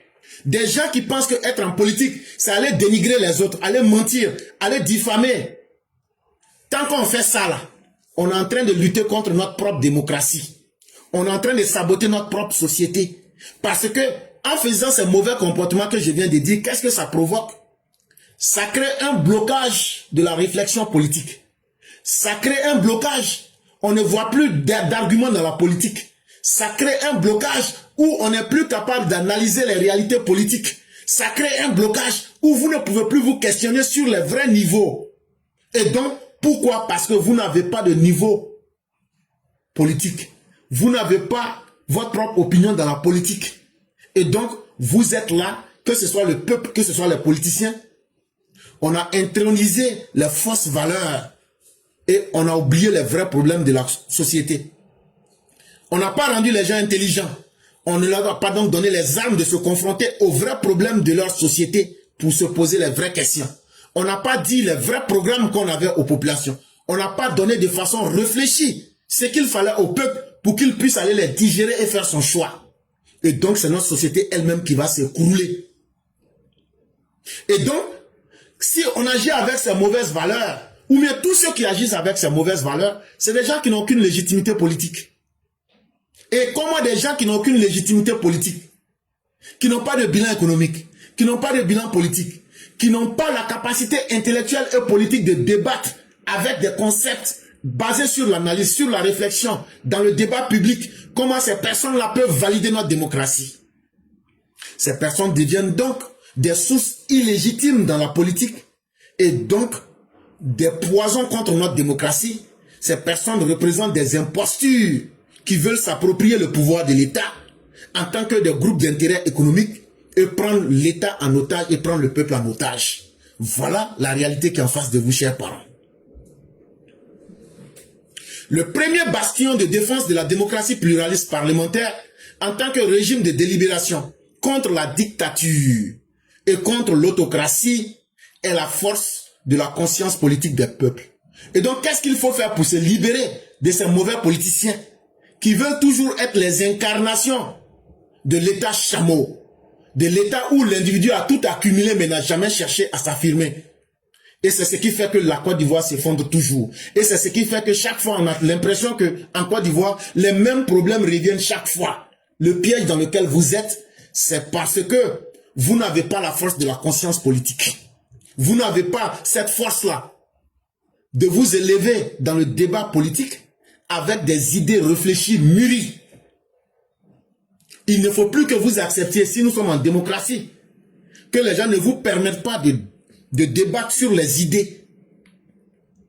Parce que les dictateurs et les autocrates sont dans l'arbitraire, sont dans la volonté de puissance. Ils veulent s'imposer à vous. Et pour s'imposer à vous, il faut qu'eux dévaluent le sens du débat politique. Il faut qu'ils détruisent les vraies questions que le peuple doit se poser. On fait comment pour se nourrir? On fait comment pour aller à l'école? On fait comment pour améliorer demain? On fait comment pour notre sécurité? Si Alassane Ouattara n'est pas là, qu'est-ce que vous proposez? C'est tout ça là qu'ils veulent fuir. Et pour fuir tout ça là, il faut ramener le débat à un niveau tellement bas qu'on dit non, c'est un Mossi, c'est un Burkinabé, donc là on n'a qu'à enlever d'abord Alassane Ouattara.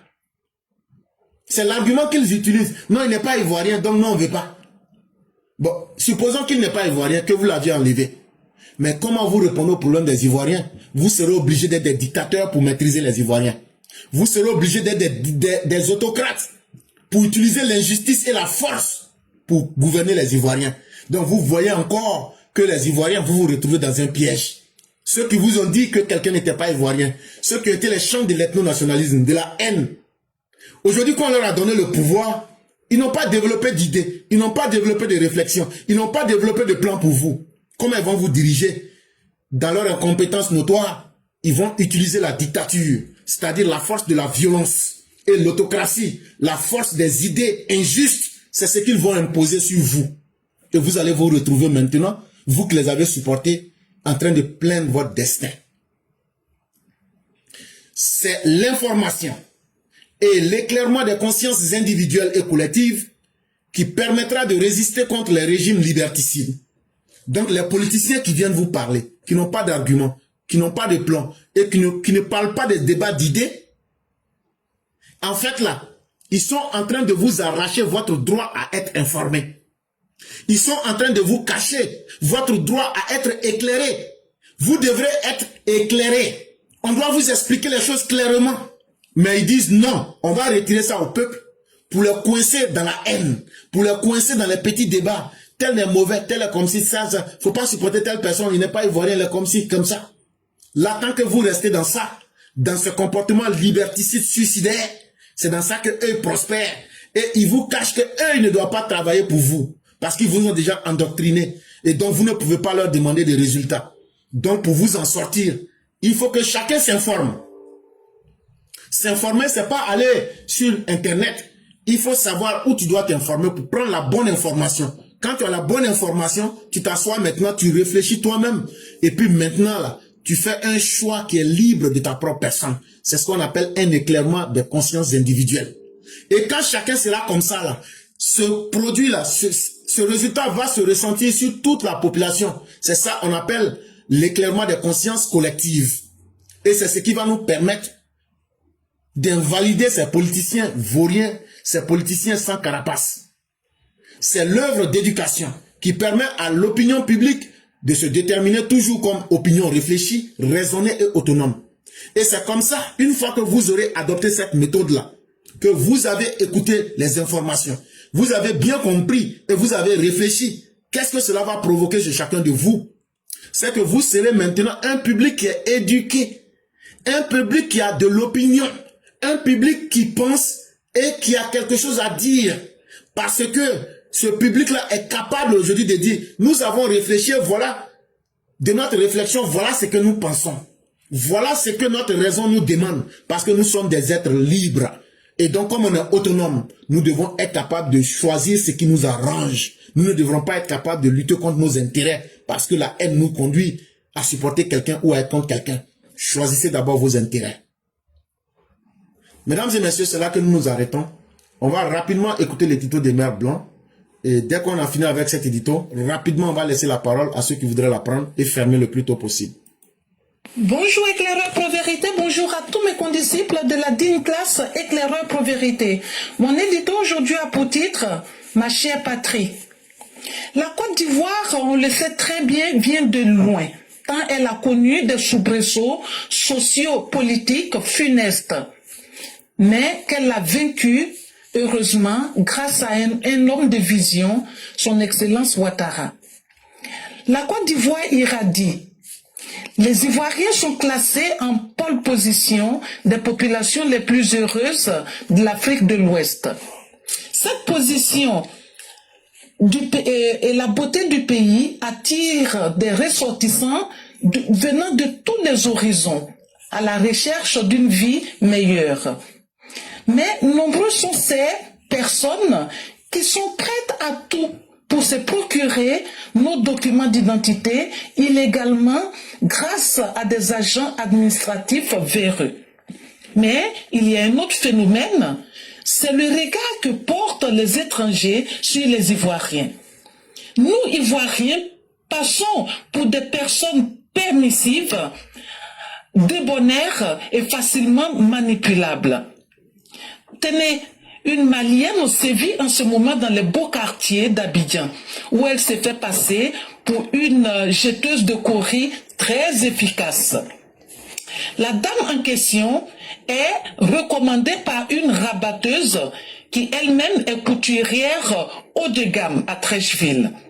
Cette couturière met à profit son carnet d'adresses et accompagne sa charlatane qui s'habille de vêtements fantasques en promettant l'impossible grâce à ses courriers.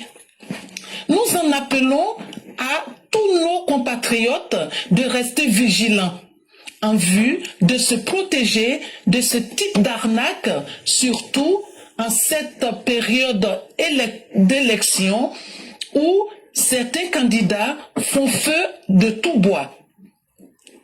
Ah, chers Ivoiriens, restons focus. Merci et à bientôt. Merci encore, Mère Blanc. Merci encore de nous attirer vers un sujet de société. Et merci encore de dire « Oh, ce que les uns et les autres n'oseraient pas ». Chers Ivoiriens, réveillons-nous. Quand tu dis que les gens ne me respectent pas, c'est parce que tu as ouvert la porte au manque de respect. Mais comme personne ne perd son propre médecin, son propre docteur, tu oublies de voir que c'est toi-même le problème d'abord. Et tu voudrais accuser le reste du monde. Chers Ivoiriens, pas plus tard que hier, on a attrapé un Gabonais en France avec un passeport ivoirien. Qui voudriez-vous accuser? Mère Blanc vient de vous dire aujourd'hui, même des gens, quelqu'un qui vous dit, moi je suis un diseur de bonne fortune, je peux changer le monde. Mais toi-même, il faut changer d'abord ta propre vie. Est-ce que ça, là, on est obligé? Aujourd'hui, les gens savent, ils n'ont pas envie de travailler, mais ils connaissent la naïveté des Ivoiriens. Et vous vous laissez prendre par tout ça. Et demain, qui allez-vous accuser? Le bon Dieu ou même le destin? Non. C'est votre propre manque d'élever votre niveau. Et c'est à chacun de décider de ce qu'il veut pour sa propre vie. Arrêtez de copier le mauvais modèle. Arrêtez de penser que la vie est une scène d'amusement. La vie est très sérieuse, c'est une occasion unique. Il faut la prendre du bon côté. Et prendre la vie du bon côté, c'est être capable de faire les bons choix. L'Ivoirien aime trop l'amusement. Et l'Ivoirien aime trop tout ce qui est trop facile. Et c'est là que tout le monde profite de vous. Comme dirait quelqu'un, changeons un jour. Ce serait mieux pour nous tous. Merci à tous ceux qui nous ont suivis. Merci encore à Mère Blanc qui attire nos attentions sur ces facteurs-là. Faisons beaucoup attention. Tous ceux et toutes celles qui veulent prendre la parole, nous sommes à la 12e minute. On va attendre que nous soyons à la 13e minute. Je vois déjà l'aîné Koné Adama. Je vois aussi Mère Bignac. Et donc, dès que nous serions à la 13e minute, on va aller directement. On est vraiment pris par le temps. On ne pourra pas laisser les gens parler autant qu'ils le souhaiteraient. On va laisser 5 minutes à chacun parce qu'on est extrêmement pris par le temps. Et donc, dès que nous aurions atteint la 13e minute, on va permettre aux uns aux autres de s'exprimer et de fermer le direct le plus tôt possible. Je dis encore merci à tous ceux qui nous ont suivis, mais surtout merci encore à ceux qui vont être capables de tirer quelque chose de ce que nous disons toujours. Parce que nous ne venons pas ici pour parler ou bien pour essayer de nous rendre intéressants.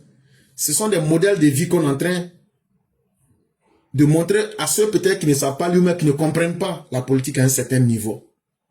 Mais ne pensez pas que nous ne sommes pas les plateformes où on vient mettre des sujets pour bavarder. Nous, on aborde n'importe quel type de sujet. On a la capacité d'apporter des idées, de poser des problématiques et d'ouvrir les yeux. Ce qui fait que nous ne sommes pas comme les autres plateformes qui cherchent du public. Nous cherchons simplement la qualité. Mais de cette qualité, quand tu trouves que c'est la bonne, pourquoi ne pas l'utiliser dans ta propre vie? Voilà la responsabilité qui revient à chacun de nous qui avons pris le temps d'aimer et d'écouter ces émissions. C'est pas seulement de partager pour dire j'étais là. Mais est-ce que ça t'a servi dans ta vie? Est-ce qu'autour de toi, tu as vu des changements à travers ce que nous te disons? Si tu n'es pas encore arrivé à ce résultat, c'est que vraiment tu as perdu du temps. Ce n'est pas du bavardage que nous venons faire. Une fois que ton esprit est ouvert, tu dois aussi être une lumière pour les autres, mais tu dois appliquer cette lumière dans ta vie. Nous sommes à la 14e minute. Nous avons Souniata le concurrent, nous avons Mère Aki, nous avons Mère Sali Koné, nous avons le patriarche Koné Adama et nous avons Mère Bounia. Selon que les uns et les autres aient appelé, on va vous prendre en fonction de la ligne. On va laisser 5 minutes à chacun pour pouvoir fermer le direct. Et comme je le disais, la pression est de mon côté. Ceux qui vont prendre la parole, soyez concis, précis. Les uns et les autres vous comprendront. Et allez droit au but. Ça va nous permettre de gagner en temps. Et on ne peut laisser que 5 minutes à chacun pour ne pas empiéter sur moi-même mon temps.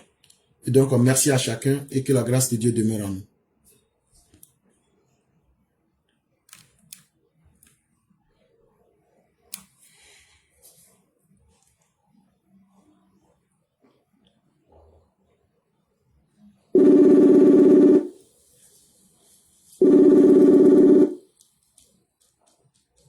Allô? Allô? Oui, bonjour chère mère, comment allez-vous? Je vais bien, bonjour éclaireur pour vérité, et vous? Dieu merci, tout va très bien. Ah, super. Ok. Donc, Mais moi, Allô, vous m'écoutez? oui, on va vous laisser votre temps de parole. D'accord, merci. Moi, de toute façon, je suis toujours d'accord avec ce que vous dites. Hein. C'est vrai que moi, ça m'a beaucoup éclairé, ça m'a fait grandir et je peux répondre. Quand les gens m'attaquent, je sais répondre. J'ai des vidéos, je peux leur montrer. Mais il y en a qui sont vraiment têtus. Là, tout à l'heure, avant que vous veniez sur votre panel, là, il y a un monsieur que j'aimais bien, un Ivoirien. Bon, il m'appelle souvent pour avoir de mes nouvelles parce que moi, je connais pas trop de monde, trop d'Ivoiriens. Il y en a plein, mais je connais pas beaucoup. Donc, il me dit comme ça, ouais, le Burkina est développé, que le président, le jeune qui est là, a travaillé plus que les autres présidents. Mais c'est un monsieur, j'ai dit, mais c'est pas possible. Alors, je lui ai dit, mais en quoi le Burkina est développé. Parce que moi, personnellement, je veux bien que le Burkina soit développé. Je veux bien que les Burkinabés soient dans de bonnes conditions comme nous, notre pays, comme la Côte d'Ivoire. L'évolution de la Côte d'Ivoire, on ne peut pas comparer ça au Burkina. Moi, je ne vois pas l'évolution du Burkina. Depuis que ce jeune est au pouvoir, je vois que les Burkinabés souffrent. Et ils sont même pas, ils fuient tous pour venir dans notre pays. Il a commencé à se m'énerver. Oui, toi c'est la politique, quitte là-dedans. Ce que tu fais, c'est pas bien, quitte là-dedans. Alors je lui ai dit stop, on va s'arrêter là. J'ai pas envie de m'énerver.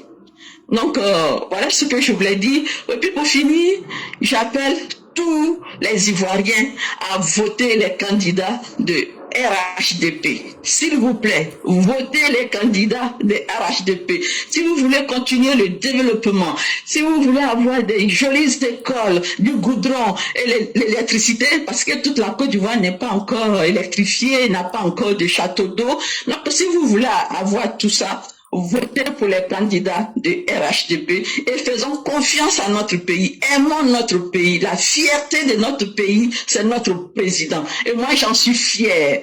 Merci, Éclaireur. Merci pour tout ce que vous faites, pour tout ce que vous dites. Merci beaucoup. Merci infiniment, chère mère. C'est à vous que reviennent aussi les remerciements. Merci pour votre détermination. Merci encore pour vos vérités. Et comme nous le disons, et comme je le disais à l'entame de l'émission, si le Burkina est développé, mais tant mieux. On aurait vu cela à travers le chemin, le sens inverse. Les Burkinabés seraient partis. Mais pourquoi leurs peuples sont en train de sortir de leur propre pays? La propagande demeure la propagande. C'est le temps qui vient démontrer sa fausseté. Laissez ces gens-là bavarder. Parce que des ignorants qui ne comprennent même pas leurs conditions et qui pensent que eux, ils peuvent changer le monde avec la propagande, c'est la chose la plus risible et la plus idiote. Qu'est-ce que vous voulez? S'ils aiment cela, eh tant mieux qu'ils continuent. Parce que nous, on n'est pas en concurrence avec quelqu'un. Nous, on n'a pas dit à quelqu'un de venir nous dire qu'ils sont développés ou pas. Nous, ce que nous savons en Côte d'Ivoire, nous parlons de nous-mêmes. Et c'est ça notre plus grande force. Vraiment, merci beaucoup à vous. On va vous souhaiter déjà un très bon week-end avec toute la grâce divine. Merci, amen. Merci, Éclaireur. Merci beaucoup. Merci beaucoup, chère mère.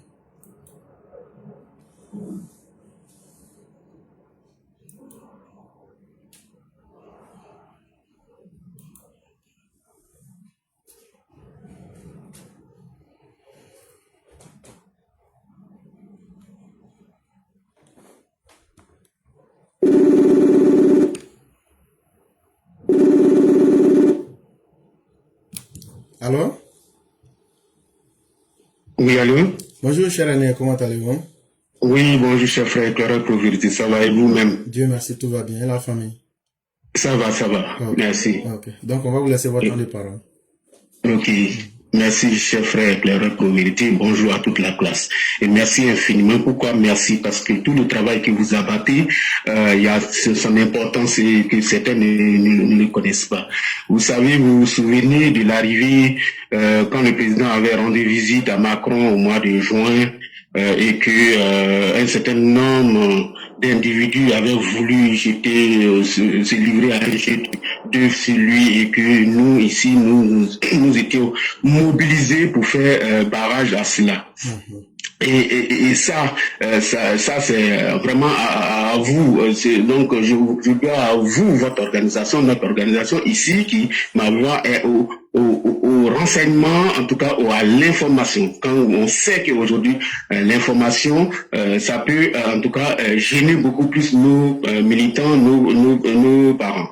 Et donc, pourquoi je le dis? Parce que quand on génère une intelligence artificielle qui pour dire qu'il y a un coup d'État sur Macron et que c'était un chef d'État dont il n'a pas cité, Macron n'a pas cité, l'aurait appelé pour dire pour demander ce qui s'est passé. Bon, c'est vraiment de l'amateurisme. Hein.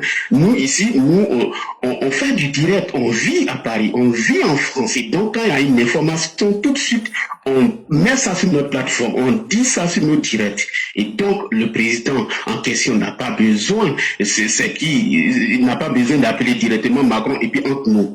Franchement, quand quelqu'un y arrive un coup d'État et que c'est le chef de l'État qui appelle le chef d'État en difficulté, bon, franchement, je dis quand même, il aurait des renseignements ici, il n'a pas besoin d'appeler le chef qui sera en difficulté, mais c'est un peu vraiment rabaisser l'Afrique, j'estime, parce que au jour d'aujourd'hui, c'est pas possible qu'on sache pas que l'intelligence artificielle, il y a des logiciels pour démasquer ça à la minute près.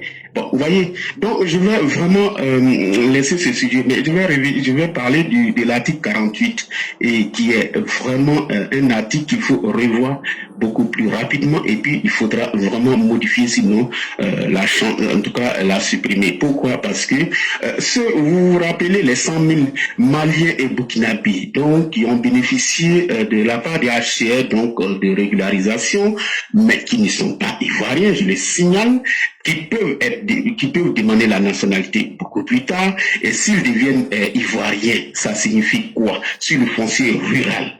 Sur le foncier rural, vous savez, je suis toujours du côté des paysans. Et donc, c'est demain nos paysans qui vont être dépossédés de leurs terres, et donc nos villages qui vont finalement être enrayés.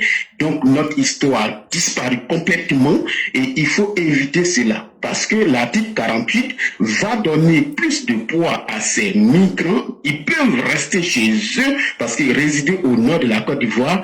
Pour ces étrangers-là, c'est la même chose que s'ils vivaient au sud de leur pays, que ce soit Mali ou Burkina. Comme nous avons suggéré, il faudra les paquer à l'extérieur de nos frontières, de telle sorte qu'ils sont en sécurité au sud du Mali, puisque Bamako n'est pas touché, Ouagadougou n'est pas touché, donc ils peuvent être bien pactés là. Mais quand on les envoie en Côte d'Ivoire, ça veut dire quoi? Qu'ils ont les papiers de l'HCR et donc ils vont être ivoiriens plus tard, ils vont déposséder les Ivoiriens qui auront la double nationalité ou bien qui ont pris la nationalité à leur majorité, après leur majorité dans un autre pays. Donc, je vais prendre un exemple tout simple. Quelqu'un qui quitte la Côte d'Ivoire, vient en France et donc prend la nationalité française. Il a son village, il a son foncier, son terrain, c'est-à-dire ses grandes plantations de 100 ou bien plus d'hectares. Et que le Burkinabé qui est venu hier dise, ah ben tiens, comme la terre appartient à celui qui met la valeur, la terre appartient aux Ivoiriens dans le foncier rural.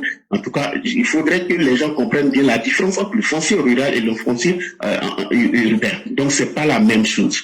Vous l'avez expliqué tout à l'heure, mais certainement que les gens n'ont pas pris l'ampleur de la chose. Si l'Ivoirien qui a pris la nationalité française détient des terres, c'est-à-dire le Burkinabé qui est devenu nouvellement ivoirien, peut dire, ah mais tiens, vu que dans le foncier rural ivoirien, un étranger ne peut pas détenir, lui étant ivoirien, donc lui va exproprier cette terre-là qu'il a hérité de ses ancêtres, excusez-moi, et donc propriétaire. Et effectivement, il a raison puisqu'il est devenu ivoirien et que l'ivoirien est devenu étranger. Vous voyez, donc c'est extrêmement dangereux. Nous n'allons pas rester sur le volet politique simplement, et c'est beaucoup plus profond, et ça sera demain on va dire la bombe qui va éclater peut-être dans quelques dizaines d'années, et il faudrait que nos députés, il faudra se courager. C'est pour protéger nos parents, c'est pour nous protéger nous-mêmes, eux-mêmes ils sont concernés, et il ne faudrait pas qu'ils pensent uniquement à leur rendre viagère cumulé du nombre de fois qu'ils seront députés. Ça c'est extrêmement de l'escroquerie du siècle que nous avons dénoncé, et donc vraiment nos députés qui vont être élus, nous demandons à ce que ce soit les députés uniquement RHDP, puisque si nous restons conformes à ce que nous avons célébré partout dans le monde le 14 juin 2025, c'était pour mettre notre candidat RHDP, et le président de la République doit représenter et doit avoir la majorité vraiment au sein du Parlement. Je crois que mes 5 minutes sont épuisées, donc vraiment je vous remercie infiniment, je reste à l'écoute. Merci beaucoup, cher Aîné. Merci encore de ce que vous venez de dire. Et moi-même, je n'avais même pas perçu le problème sur cet angle encore. Mais c'est tellement bien vu qu'on aurait pu effectivement explorer ce problème encore sous l'aspect que vous l'avez vu. Parce qu'il ne suffit pas de se cacher, de se voiler la face pour dire comme c'est pas encore arrivé, ça n'arrivera pas. C'est parce que justement ce n'est pas encore arrivé qu'il faut même l'évoquer. pour que les uns et les autres puissent comprendre que ça peut arriver. Et là, comme ça, on n'est pas surpris par les événements. Et donc, c'est un sujet qui reste ouvert et un sujet sur lequel les uns et les autres doivent réfléchir. Et c'est sur ce sujet, bien sûr, qu'on attendait nos députés pour qu'ils puissent aider les Ivoiriens à comprendre et à éclairer le peuple. Malheureusement, on nous sert aujourd'hui des discours de la haine et des discours du bas astral. Mais il n'est jamais tard parce que le simple fait que nous évoquions ces sujets aujourd'hui pour permettre aux uns aux autres de penser et de réfléchir, c'est déjà un bon pas et continuons pour que les uns et les autres puissent vraiment se saisir de la question. Vraiment, merci à vous. Merci encore de cette belle prestation. On va vous souhaiter déjà un très bon début de week-end ainsi qu'à toute la famille. Merci beaucoup. Merci beaucoup, cher ami.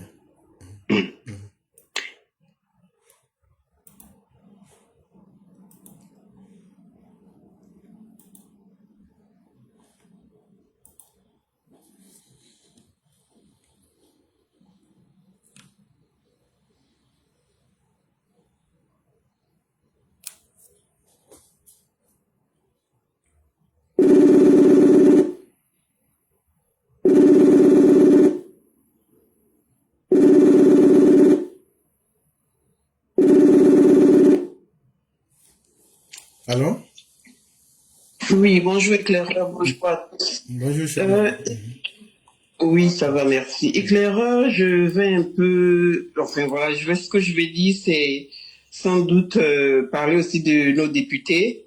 Nous sommes sans doute unanimes sur le fait que nos élus manquent dramatiquement de compétences. En l'occurrence, nos députés, puisque c'est d'eux qu'il s'agit en cette période. Et dans ce cas, franchement, éclaireur, nous souhaitons, en tout cas moi je souhaite, et je parie qu'il y a beaucoup de gens qui seront aussi, qui me suivront là-dessus, nous souhaitons voir, même exigeons que nos députés fassent preuve de qualité. On va leur demander, ça c'est le moins qu'on puisse leur demander. Nous ne pouvons pas continuer avec un tel degré d'incompétence parce que c'est ce qui est vraiment voilà, avéré. Et clairement, et si nos députés n'étaient motivés simplement que par le gain, l'avantage des rentes viagères, par exemple, que mon prédécesseur vient de sous-mentionner, et s'ils étaient motivés que par ça, c'est démontré en tout cas. Avec une telle situation chez nous en Côte d'Ivoire, éclaireur, le temps n'est-il pas venu là d'exiger que les rentes viagères soient définitivement supprimées, des rémunérations parlementaires et tout ça? Franchement, je crois que c'est tout ça qui nous pose problème et on n'a pas la qualité qu'il faut dans la politique ivoirienne. Lesquelles rentes viagères d'ailleurs même affaiblissent ce rendement là-dedans que je viens de citer. Je demande alors que pour nous donner au moins la possibilité, d'avoir des personnages engagés et dévoués réellement à leur population, en l'occurrence toujours les députés, il faut nous retirer ce poison-là qui est la rente viagère, pour avoir ne serait-ce que de la pureté dans notre fonctionnement politique. Et cela, cette doléance, je l'adresse à à notre président et c'est avec beaucoup de supplications que je le fais. Nos députés ne sont pas motivés, ils ne sont motivés que par ces avantages-là et rien d'autre. Nous, population, en tout cas, nous réclamons aujourd'hui d'avoir des députés qualifiés. Sinon, nous nous sentons dans une grosse pagaille, quoi. Parce que tout ça, à la fin, c'est la pagaille. Tant que un tel pouvoir qui est le parlementaire n'est pas exercé comme il faut, éclaireur, c'est la pagaille que ça nous donne. Et franchement, il fallait pas continuer comme ça. Et c'était ce coup de gueule encore que je viens faire aujourd'hui encore concernant ces mêmes rentes viagères qui nous pourrissent, qui nous empoisonnent notre système. Désolé, mais on n'a pas des députés, on n'a que des chercheurs de gains. Merci beaucoup. Cher, moi, je suis totalement d'accord avec vous et vous posez tellement bien la problématique que c'est totalement normal pour le gain qu'ils viennent en politique et s'assurer des lendemains meilleurs. Ça, il n'y a pas de doute là-dessus. Mais le drame encore dans l'histoire, c'est que tous les partis politiques, s'ils sont d'accord aujourd'hui sur une chose, c'est que je n'en connais pas qui souhaitent aujourd'hui abandonner les rentes viagères. Parce que ça les arrange trop. Ça, il faut le dire, ça les arrange trop. Et continuons d'élever le niveau de conscience du peuple. Continuons. Ne sous-estimons pas ce que nous faisons. Il y a quelques années, personne ne savait ce que c'était la rente viagère. Quand on a évoqué les premières fois, les gens disaient, mais ceux-là, c'est de quoi est-ce qu'ils parlent? Mais aujourd'hui, vous êtes d'accord avec moi que plus aucun Ivoirien n'ignore ce que c'est que les rentes viagères et qu'aujourd'hui, les Ivoiriens savent le mal que représentent les rentes viagères. Continuons comme une goutte d'eau dans une pierre, continuons à appuyer. Et je vous jure que là où nous entendons le moins, ce combat-là va porter son fruit. Parce que c'est une grosse injustice, les rentes viagères contre les Ivoiriens. Et ça ne répond à aucune logique sérieuse. Et ça, peut-être que beaucoup n'ont pas encore vu l'ampleur du mal. Parce que la mauvaise compréhension de la réalité, ou bien même peut-être l'inconscient pour certains. Mes chers mères, ne laissons rien et continuons à toujours frapper sur la roche. Et tôt ou tard, on trouvera peut-être une occasion. Mais vraiment, ça arrange trop les politiciens pour qu'ils puissent prendre ce sujet-là à bras le corps, parce que ça permet à toutes les chapelles politiques de bouffer, comme on dira chez nous. C'est assez triste, mais c'est ça aussi la vie. Et ça doit être déjà un objet même de combat pour chacun d'entre nous, pour qu'on puisse essayer d'amener notre société vers la justice qu'il faut. Et vraiment, merci encore d'être revenu avec cette question-là. Il ne faut pas l'abandonner, il ne faut pas que nous nous découragions, il faudrait que nous restions fermes et déterminés à montrer que cette loi est inique, cette loi est cynique et cette loi ne répond à aucun besoin intelligent pour notre société. Vraiment, merci encore d'être revenu sur la question et on va vous souhaiter une excellente soirée avec toute la grâce de Dieu. Merci le grand maître. Merci beaucoup, cher maître. Bien de choses à vous.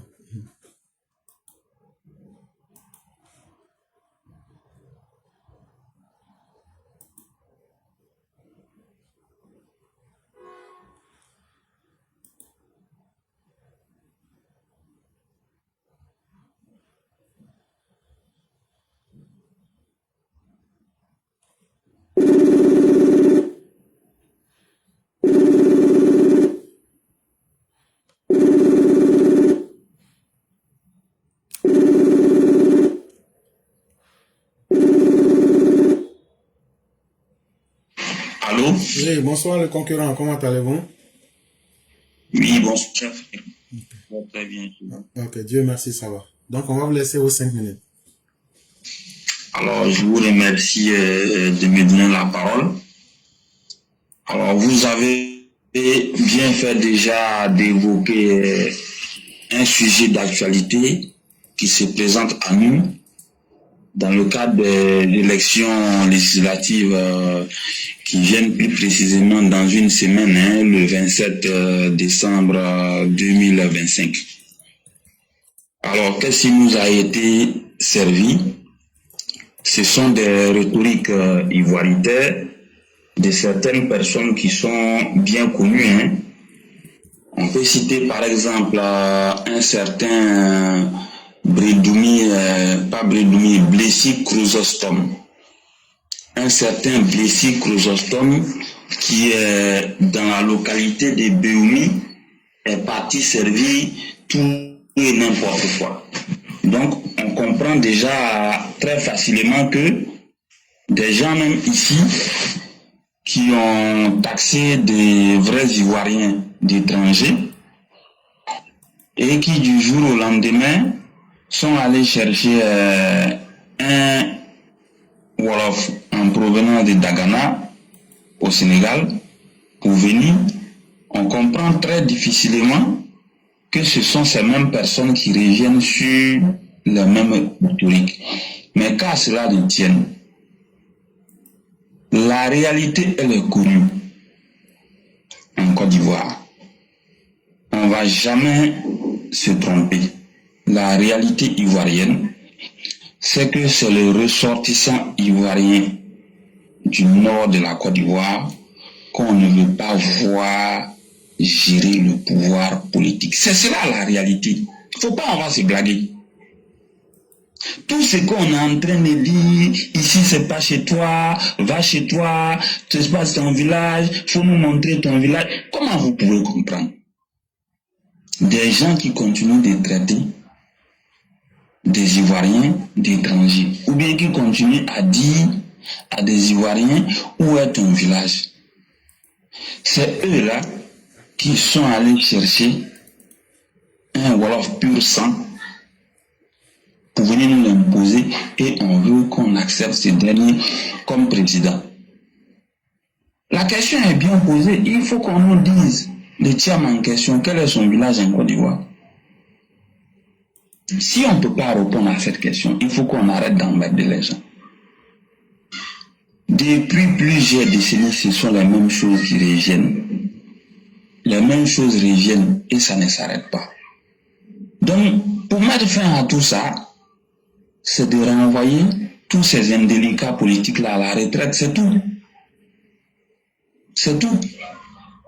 Faut pas chercher midi à 14h. Donc, dans le cadre des élections qui viennent, nous demandons aux électeurs de se mobiliser massivement pour voter les candidats RHDP et de renvoyer définitivement à la retraite politique tous ces cancers de la scène politique du PDC, RDA ou bien GOR ou bien FPI, je n'en sais rien, qui continuent d'emmerder les gens.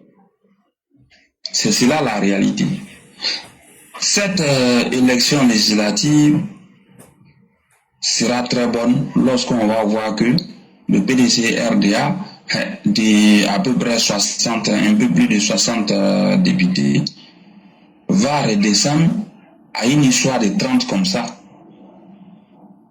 Il faut tout faire pour faire échouer les candidats PDC RDA pour que la leçon passe, c'est tout.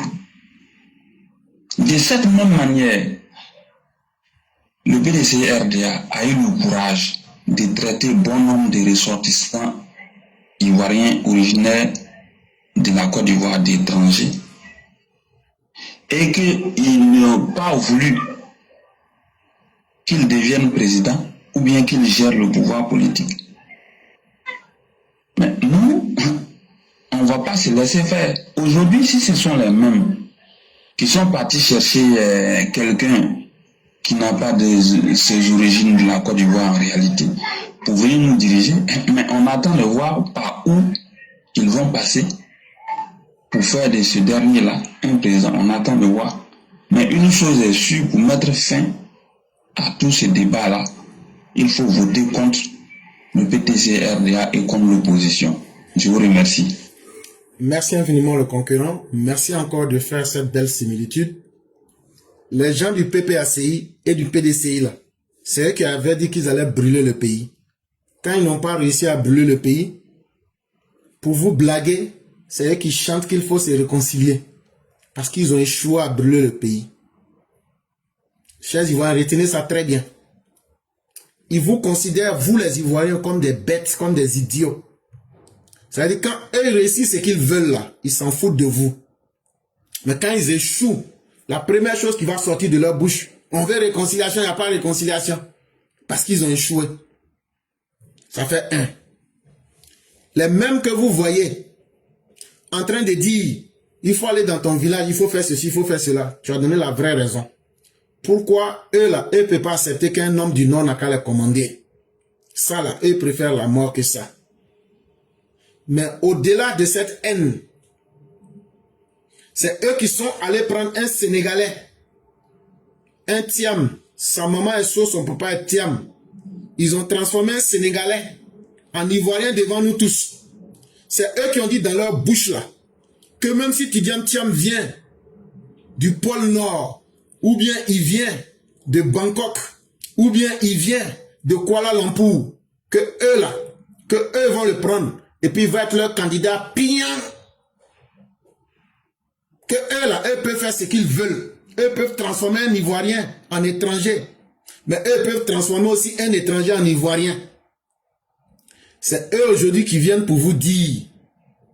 Et après avoir fait tout ça, après avoir transformé un étranger sénégalais qu'on a attrapé en pleine journée, ce sont ces mêmes personnes-là qui s'en vont encore vous dire, dans vos villages, que eux ils sont venus pour dire que c'est eux les vrais Ivoiriens et que les étrangers qu'ils avaient voulu transformer en Ivoiriens là, qui ne sont plus étrangers. Ça, un homme comme ça là, est-ce que chien n'est pas mieux qu'une personne comme ça?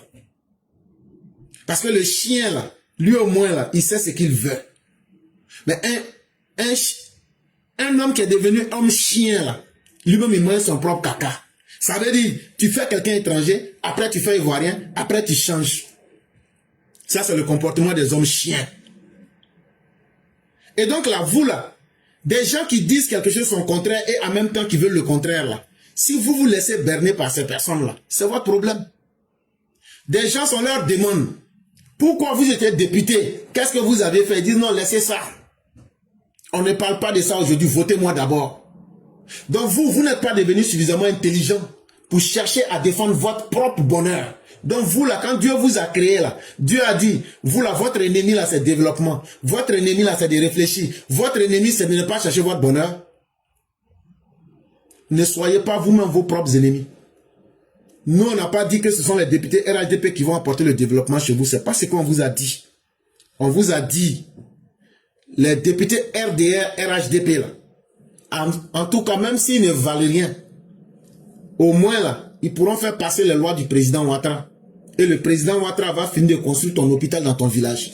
Il va construire ta route. Il va construire ton dispensaire. Il va mettre ton château. Est-ce que ça, c'est pas mieux que les discours de haine et de bavardage des gens qui disent quelque chose son contraire? Ça sera à toi-même de choisir. Si tu veux, il faut choisir ton malheur. Si tu veux, il faut choisir ton bonheur. Ça, c'est ton problème. De toute façon, là, c'est toi qui vas vivre dedans là-bas. C'est bonheur ou c'est malheur ou c'est toi qui vas vivre dedans. Moi que tu écoutes là, moi que tu entends là, c'est pas moi qui vais vivre de ça. Donc là, cette vérité là, on va te dire. Ceux qui sont en train de dire, tel étranger, tel est comme ça là. S'ils étaient garçons là, Djoula n'allait pas prendre le pouvoir et gérer mieux que eux. Le seul Djoula qui a pris le pouvoir là, le travail qu'il a fait en 15 ans là, tous ceux qui se disent soi-disant ivoiriens là, ils n'ont pas pu faire 150 ans là. Le Djoula a travaillé 3 fois plus que eux tous. Donc là, politique là, c'est pas affaire d'ethnie. Politique là, c'est qui va venir et puis va créer les conditions pour que demain soit mieux pour moi, pour que mes enfants aillent à l'école, pour que la vie soit meilleure pour moi-même. C'est ça qu'il faut choisir. Si toi tu n'as pas compris ça, faut choisir la politique de la haine. Tu seras derrière parce que ton choix là, ça va condamner tes enfants, ça va détruire ton avenir, ça va détruire l'avenir de tes enfants. C'est à toi de faire le choix que tu veux. Mais en tout cas, nous on t'a tout dit clair. C'est à toi de décider du reste. Merci beaucoup le concurrent. Merci encore pour cette belle explication et que la grâce de Dieu demeure en nous. Je vous remercie, excellente émission à tout le monde. Merci beaucoup. Mesdames et messieurs, nous allons terminer le direct du jour avec Mère Sali Kone. C'est elle qui sera la toute dernière personne à finir le direct du jour. Nous disons merci à tous ceux qui nous ont suivis, à tous ceux qui nous font confiance. Et comme je le disais, la meilleure marque de cette confiance-là, ce serait d'appliquer ce que nous disons dans vos vies et dans nos vies. Voilà, parce que ce ne sont pas des paroles inutiles que nous venons dire. Quand vous remarquez, c'est l'un des directs où du début jusqu'à la fin, on ne donne même pas une minute à des propos illusoires. Tout ce qu'on dit est très calibré. Bonjour, chère mère, comment allez-vous? Bonjour, professeur, je vais bien et vous? Oui, tout va très bien, grâce à Dieu. Et la petite famille? Alhamdulillah. Et de l'autre côté? Dieu merci, tout va très bien. Ah, Dieu merci. Donc, on va vous laisser la parole. Ok, professeur. Bonjour à tous les DPV, bonjour à tous ceux qui nous suivent. On va encore prier à Dieu pour le temps d'aujourd'hui, vendredi. Bon Moubarak à tous les musulmans et bon vendredi à tous les autres croyances. Que Dieu nous garde dans ses grâces et qu'il nous fasse miséricorde. Et que Dieu accepte toutes nos prières. L'éclaireur qui vient tellement de bien développé tout à l'heure à Singapore. Avant de prendre la question de minutes, donc il y a un essayez de vous déplacer un peu, ça s'entrecoupe, on n'arrive pas à vous entendre. Je ne sais pas pourquoi pour tout de suite. Comment ça va? Vous pouvez continuer à parler. Ok, ma première, je vais seulement poser une question, comme tu as parlé tout à l'heure. Il y a vraiment un député au nom de la diaspora. Y a-t-il vraiment un député au nom de la diaspora? Oui, il y a un représentant, mais il ne joue pas son rôle. De sorte que beaucoup même ne savent même pas. Il y a un représentant de la diaspora dans ce sens. même, je ne sais pas s'il est député ou pas, mais il y a un représentant qui parle au nom de la diaspora. Mais lui-même, là, tellement il fait pas son rôle, les gens même ne savent pas ce qu'il fait. Mais normalement, moi, j'ai dit, s'il doit y avoir un député de la diaspora, là, est-ce qu'on doit le nommer? Moi, je trouve qu'un député de la diaspora voté par la diaspora, elle me problème entre nous ici. Ok. Donc, je ne sais pas ce qui ne va pas, mais je suis dans le même où je me mets d'habitude souvent. Ok, donc professeur, moi ce que je voulais dire est que comment on appelle, les campagnes ont commencé, les campagnes commenceront aujourd'hui. Donc que tous nos parents ivoiriens en Côte d'Ivoire soient prêts pour aller voter uniquement le RHDP. Oui, ne votez pas à cause du candidat, mais votez parce que nous avions fait un mandat à notre papa qui était ce mandat, qui n'était pas obligé de faire, qui n'avait même pas voulu faire et qu'il a fait pour nous. Donc, il faudrait que tout le monde aille voter que le RHDP. Comme on ne m'entend pas bien, je ne vais pas m'aider le monde. Merci professeur, et que Dieu protège la Côte d'Ivoire, que Dieu protège Papa Ado et tous ceux qui l'entourent, que Dieu ait sa main sur notre pays et que Dieu protège toutes nos forces de l'ordre qui sont en mission pour notre pays et vraiment que Dieu ait sa main et sa paix aussi sur nous en tant qu'ETV ainsi que à la tête notre professeur éclaireur. Merci, je m'arrête là. Merci beaucoup, chère mère. Merci encore de cette belle présentation. Il y a effectivement un porte-parole et un représentant pour la diaspora. Mais je ne pense pas qu'il soit député. Mais lui-même, si vous lui demandez s'il joue son rôle, lui-même, il vous dira non. Voilà, parce que c'est quelque chose qu'il ne comprend pas. Et les Ivoiriens même se demandent s'il existe. Mais en tout cas, il prend de l'argent au nom des Ivoiriens. Et voilà, ça, il faut le reconnaître. Maintenant, chers parents, ce qu'on peut vous demander simplement, les fils des Béninois, Guinéens, Burkinabés, Maliens et autres qui sont en train de dire aux gens qui ne sont pas Ivoiriens là, ne les votez pas. Ce sont les ennemis de la Côte d'Ivoire. Votez simplement le RHDP et le chien va aboyer, mais la caravane va continuer sa marche. Merci à tous. Chers amis, on va vous laisser la conclusion. Ok, merci professeur. Que Dieu nous protège, que Dieu protège la Côte d'Ivoire, que Dieu protège Papa de tous ceux qui l'entourent, ainsi que tous nos braves vaillants combattants qui sont au front et ceux qui sont en mission aussi. Que l'action se passe bien, que Dieu les ramène sains et saufs. Merci professeur, que Dieu nous protège. Excellent journée à tous et bon vendredi à tous aussi. Merci. Merci à tous. Excellente journée à tous et que Dieu nous protège. Merci beaucoup. Amen.